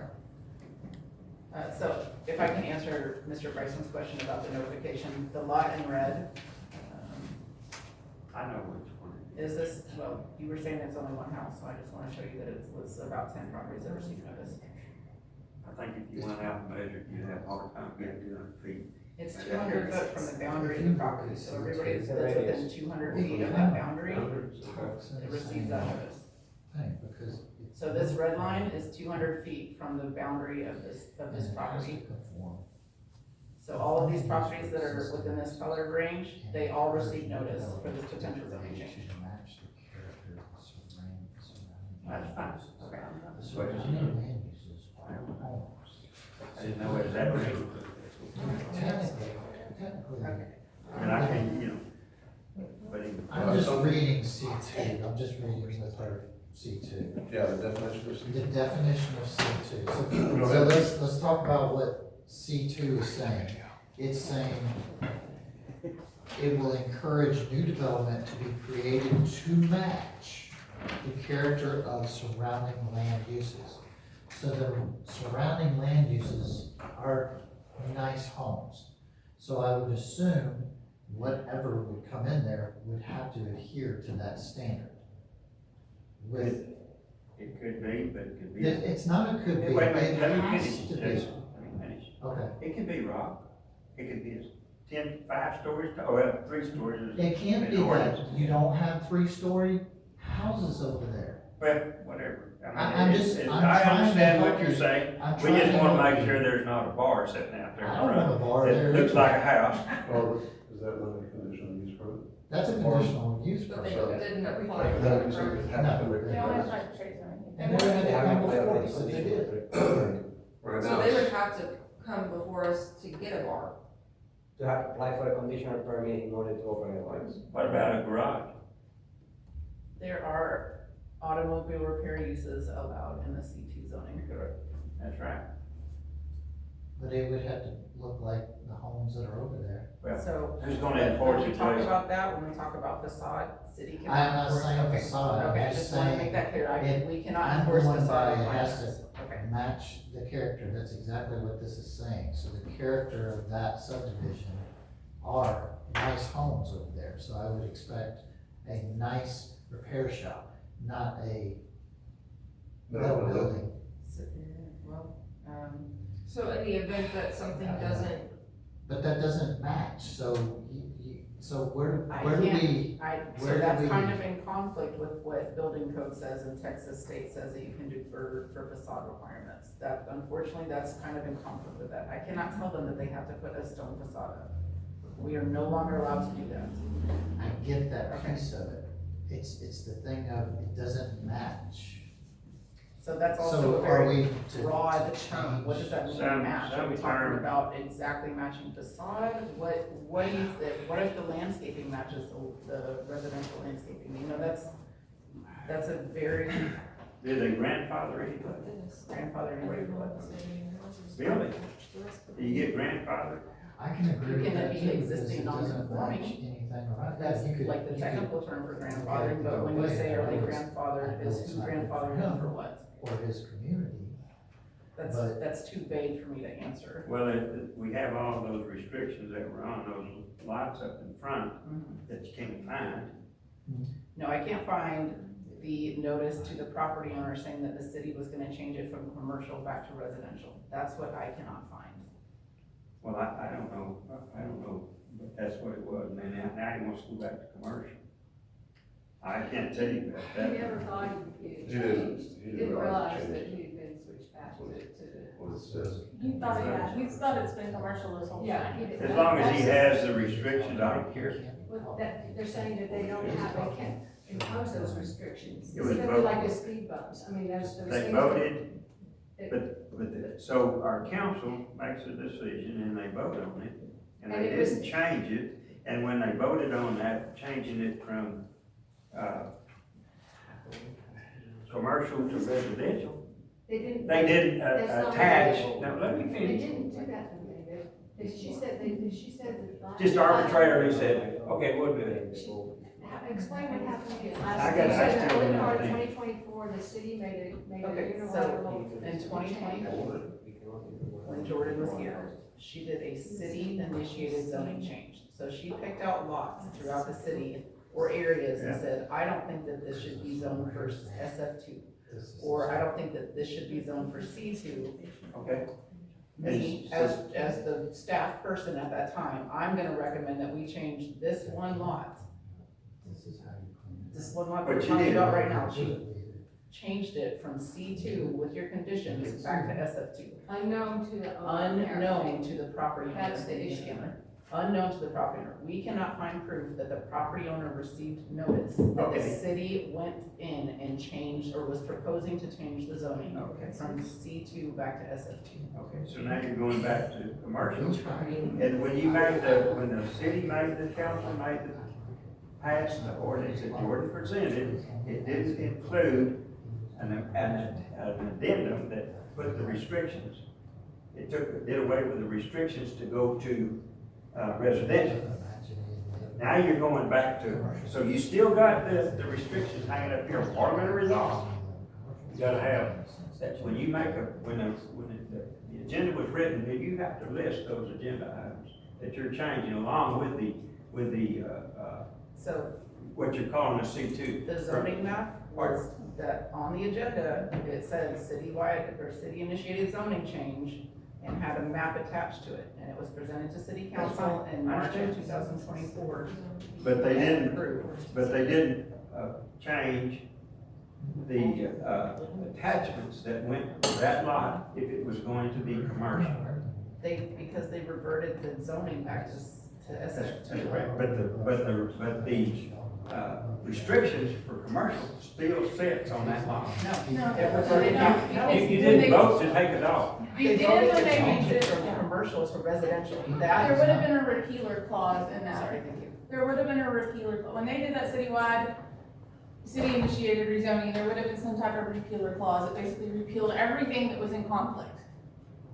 And so that would have taken those restrictions out of there. It basically would have, it repealed everything up to that If point. there was a clause. More than likely there was, because that is Can you get it standard. and show it? Then I think you ought to table it until we get the proper information. That is y'all's, as a commission, that is y'all's, I mean, I that can't is vote what you can anyway, do. I need to leave the room so I don't get involved in it. Well, 'Cause I- technically, sir, if you Well, were that's what going I'm to trying recuse to- yourself, you so should have stepped away before. That's what I'm trying to I am understand. stepping away. No, Yeah, like for I'm the really discussion trying to as well. understand. If he's supposed to be recused I from this, mentioned that earlier. shouldn't he be speaking from the podium instead of here during the public part? I'm sorry. Mr. Hey, West. You're right, It is I'm your- not arguing, I- I'm not gonna say no more, I'm not gonna say. It no is Am I your more. correct? problem. It's got- It's Am your I problem. correct? Yeah, Is that correct? if Should he felt have like he been- had a conflict of interest, But he you should have only stepped give away him from the 3 minutes. discussion. So You should have stepped away from the discussion, from the dais, he should Okay, have so stepped away. let's stop this. My mouth's lit. Yeah, it's before business. Y'all go ahead, whatever you So, gotta do. Y'all gotta what do would what y'all you gotta like- do. What would y'all like to discuss? I know we've discussed some of this. Do you have any Yeah. other thoughts about this? Please speak. Is there any proposals that he's doing anything with it right now that we're aware of? So was this brought to attention by him, or was this, okay? So in probably April, he started emailing me asking for like a zoning verification letter, what's the zoning on this? And the zoning map that is posted on the website is really hard to use. It's a static map. It's not something that you can zoom in on and out very clearly to see what the zoning is. So we emailed back and forth a couple times. I finally got a hold of a decent map that showed that this was reverted back to SF2, informed him. He said, okay, well, I'm gonna do a public information request to find a copy of the letter that was sent out saying that the city was gonna change the zoning. And so Diane and I did a whole bunch of searches. I cannot find it. Conferred with the city attorney and said, hey, we can't find this, what do we need to do? He brought his attorney in and I met with him and I said, hey, I'm unable to find these letters. Upon advice from our law office, we're recommending that you put another request for C2 and we'll, explain the situation to Planning and Zoning Commission and the City Council, that we cannot find proof that this was changed, that the property owner was ever sent notice that this was changing back to a residential type use. Does that answer your question? Has he specifically addressed his objections to the conditions? Or you're just saying there's no legal basis to keep those conditions? Is he specifically He saying? requested straight back to C2 zoning.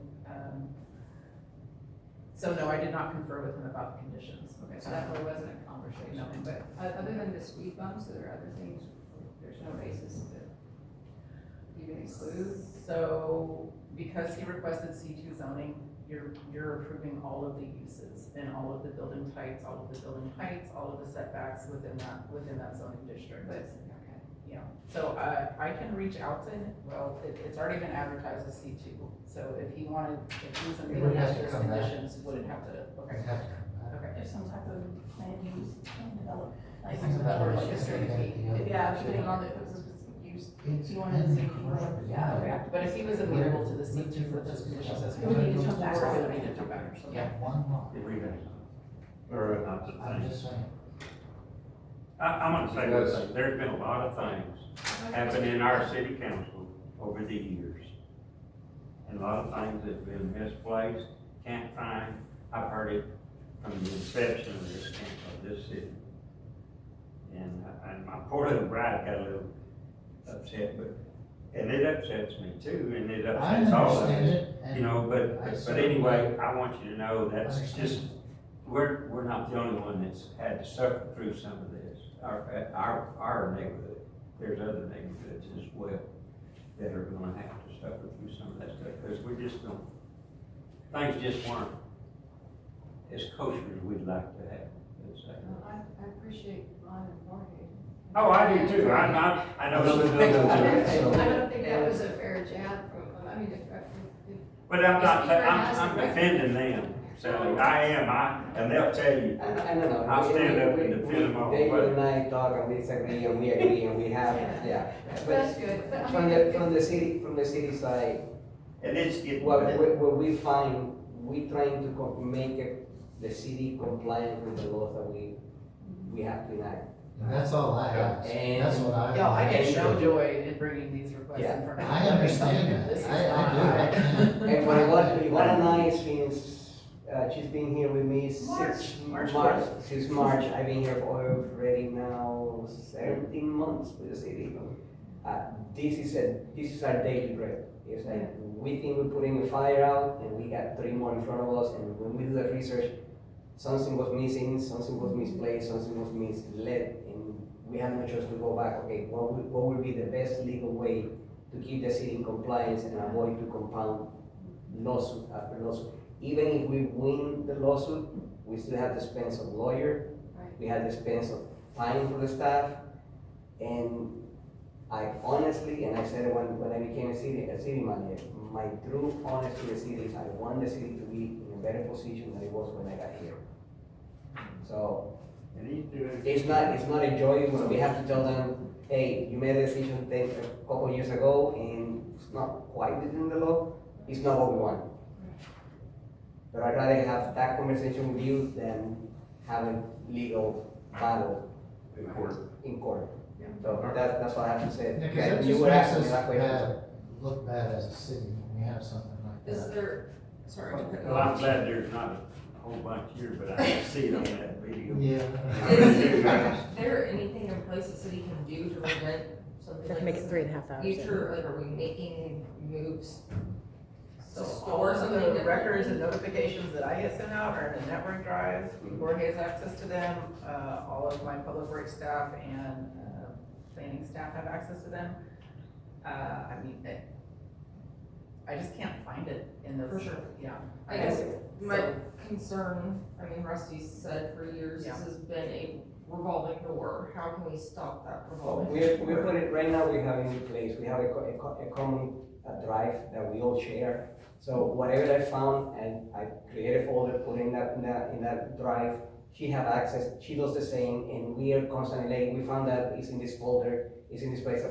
We are bringing everything to a centralized place, but It doesn't. a fair chance for the staff. We've been here a total of 17 months and we're trying to recollect 20 years of history. Yes. I think. I I think it understand your also plight. helps I that do. Jorge and I have worked at other municipalities that have had these records And then y'all work together. in place. No, That's what we Y'all got, work city of Boston. together. we work together here, yes, yeah. Yes. That's what I'm talking about. No, but, You know, he's got, knowledge of how Georgetown operated, and I have knowledge of how Harker Heights operated. Georgetown's been there for many, many years. Harker Heights is still young, not quite as young as this city. You guys are going through a lot of growing pains. This is to be expected with city was only incorporated like 24 years ago, you guys, so it's still very, very young. It is, Yeah. and I understand that, I do, I mean. Just growing pains, but it gives us no pleasure to bring these types of requests before you. But anyway. We know how it was at staff. I guess with that, do we have a motion?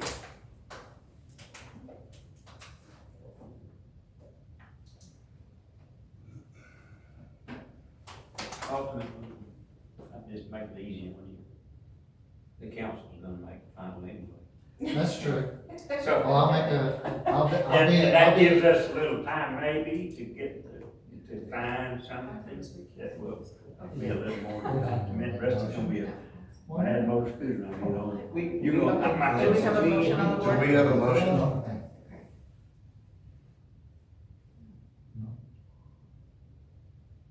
Okay, I guess I'll make a motion to recommend approval of ordinance number 2052. I have dyslexia. 2025-1014-01 as read in the caption by planning and zoning chairman based on staff recommendation and findings. I have a motion on the floor to approve ordinance 2025-1014-01 as written and captioned by planning and zoning chairman based on the staff's recommendations by Ms. McLean. Do I have a second? I'll second. I have a second by Ms. Kendler. Go down the list. Commissioner Bryson I abstain. abstains. Ms. McLean? Aye.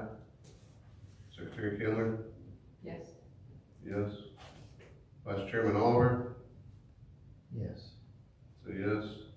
Myself will be a yes as well.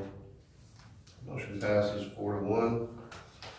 Well, Motion, with one abstention. with one abstention. Yes, so 4-0 with one abstention. Thank you for that correction. With one abstention. For the motion to recommend approval of ordinance 2025-1014.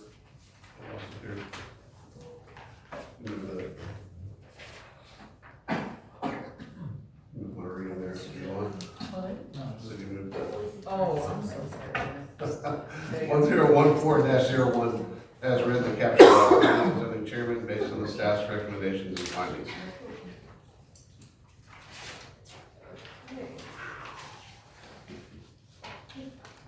Consent agenda items. 4.1, discussion, consideration and possible action regarding the minutes of planning and zoning commission meeting held on August 26, 2025. Do I have a motion to approve those minutes by anyone? I move that we approve the minutes of the motion. I gotta read it. Oh, there it is, there's mine. Make a motion, I move to present. Just number one. Make a motion to approve the minutes. I approve the minutes. So just to clarify, you make a motion to approve the minutes as presented? Yes, ma'am. Okay. As presented for the August 26, 2025, PM meeting. Mr. Bryson makes a motion to approve the minutes as presented. Do I have a second? Second. Mr. Oliver seconds. Any further discussion on the minutes? No further comments? Commissioner Bryson? Yay. Yay. Ms. McLean? Yay. Ms. Kendler? Yes. Yes. Mr. Oliver? Yes. Myself is a yes as well. The motion passes 5-0.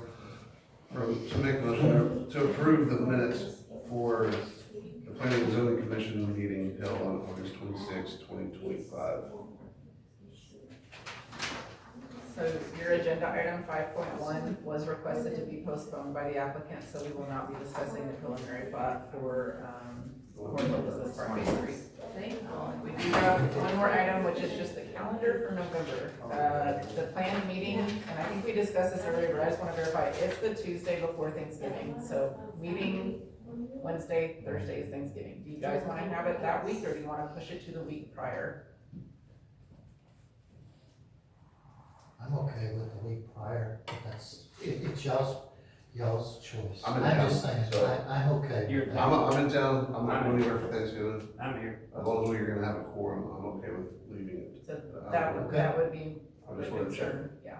I just wanna make sure if we're gonna have it. Yeah, I'll be here. I don't want anybody's spouses to go home and say, hey, we're gonna take a trip, and then you're like, wait a minute. No, I know I'm going anywhere.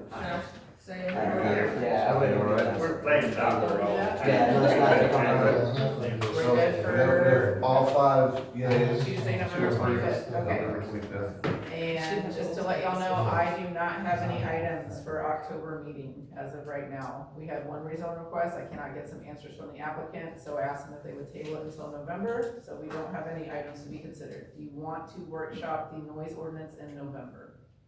After the meeting? Or November? In November, like, do you just wanna not have a meeting in October? Cause I have no items to be presented at this time. I want the noise ordinance to be taken care of. So I don't wanna wait till. You do November. have a noise ordinance on the books. Yes. It was included, okay. Right. So if you guys wanna make amendments to it, like, look through it, make your comments, do you want to have just a workshop in October? Yeah, that's the On the only ordinance. workshop. On the noise ordinance? Discussion. The noise. Just the noise ordinance? Yeah, just on the noise ordinance, Okay, that's what I'm so talking workshop about. only in October on the regularly planned date of October 28th. I'm good with that. Okay. Anything further? I think it's good. All right. Hearing nothing further, we're adjourning the regular meeting of the Planning and Zoning Commission at 9:42.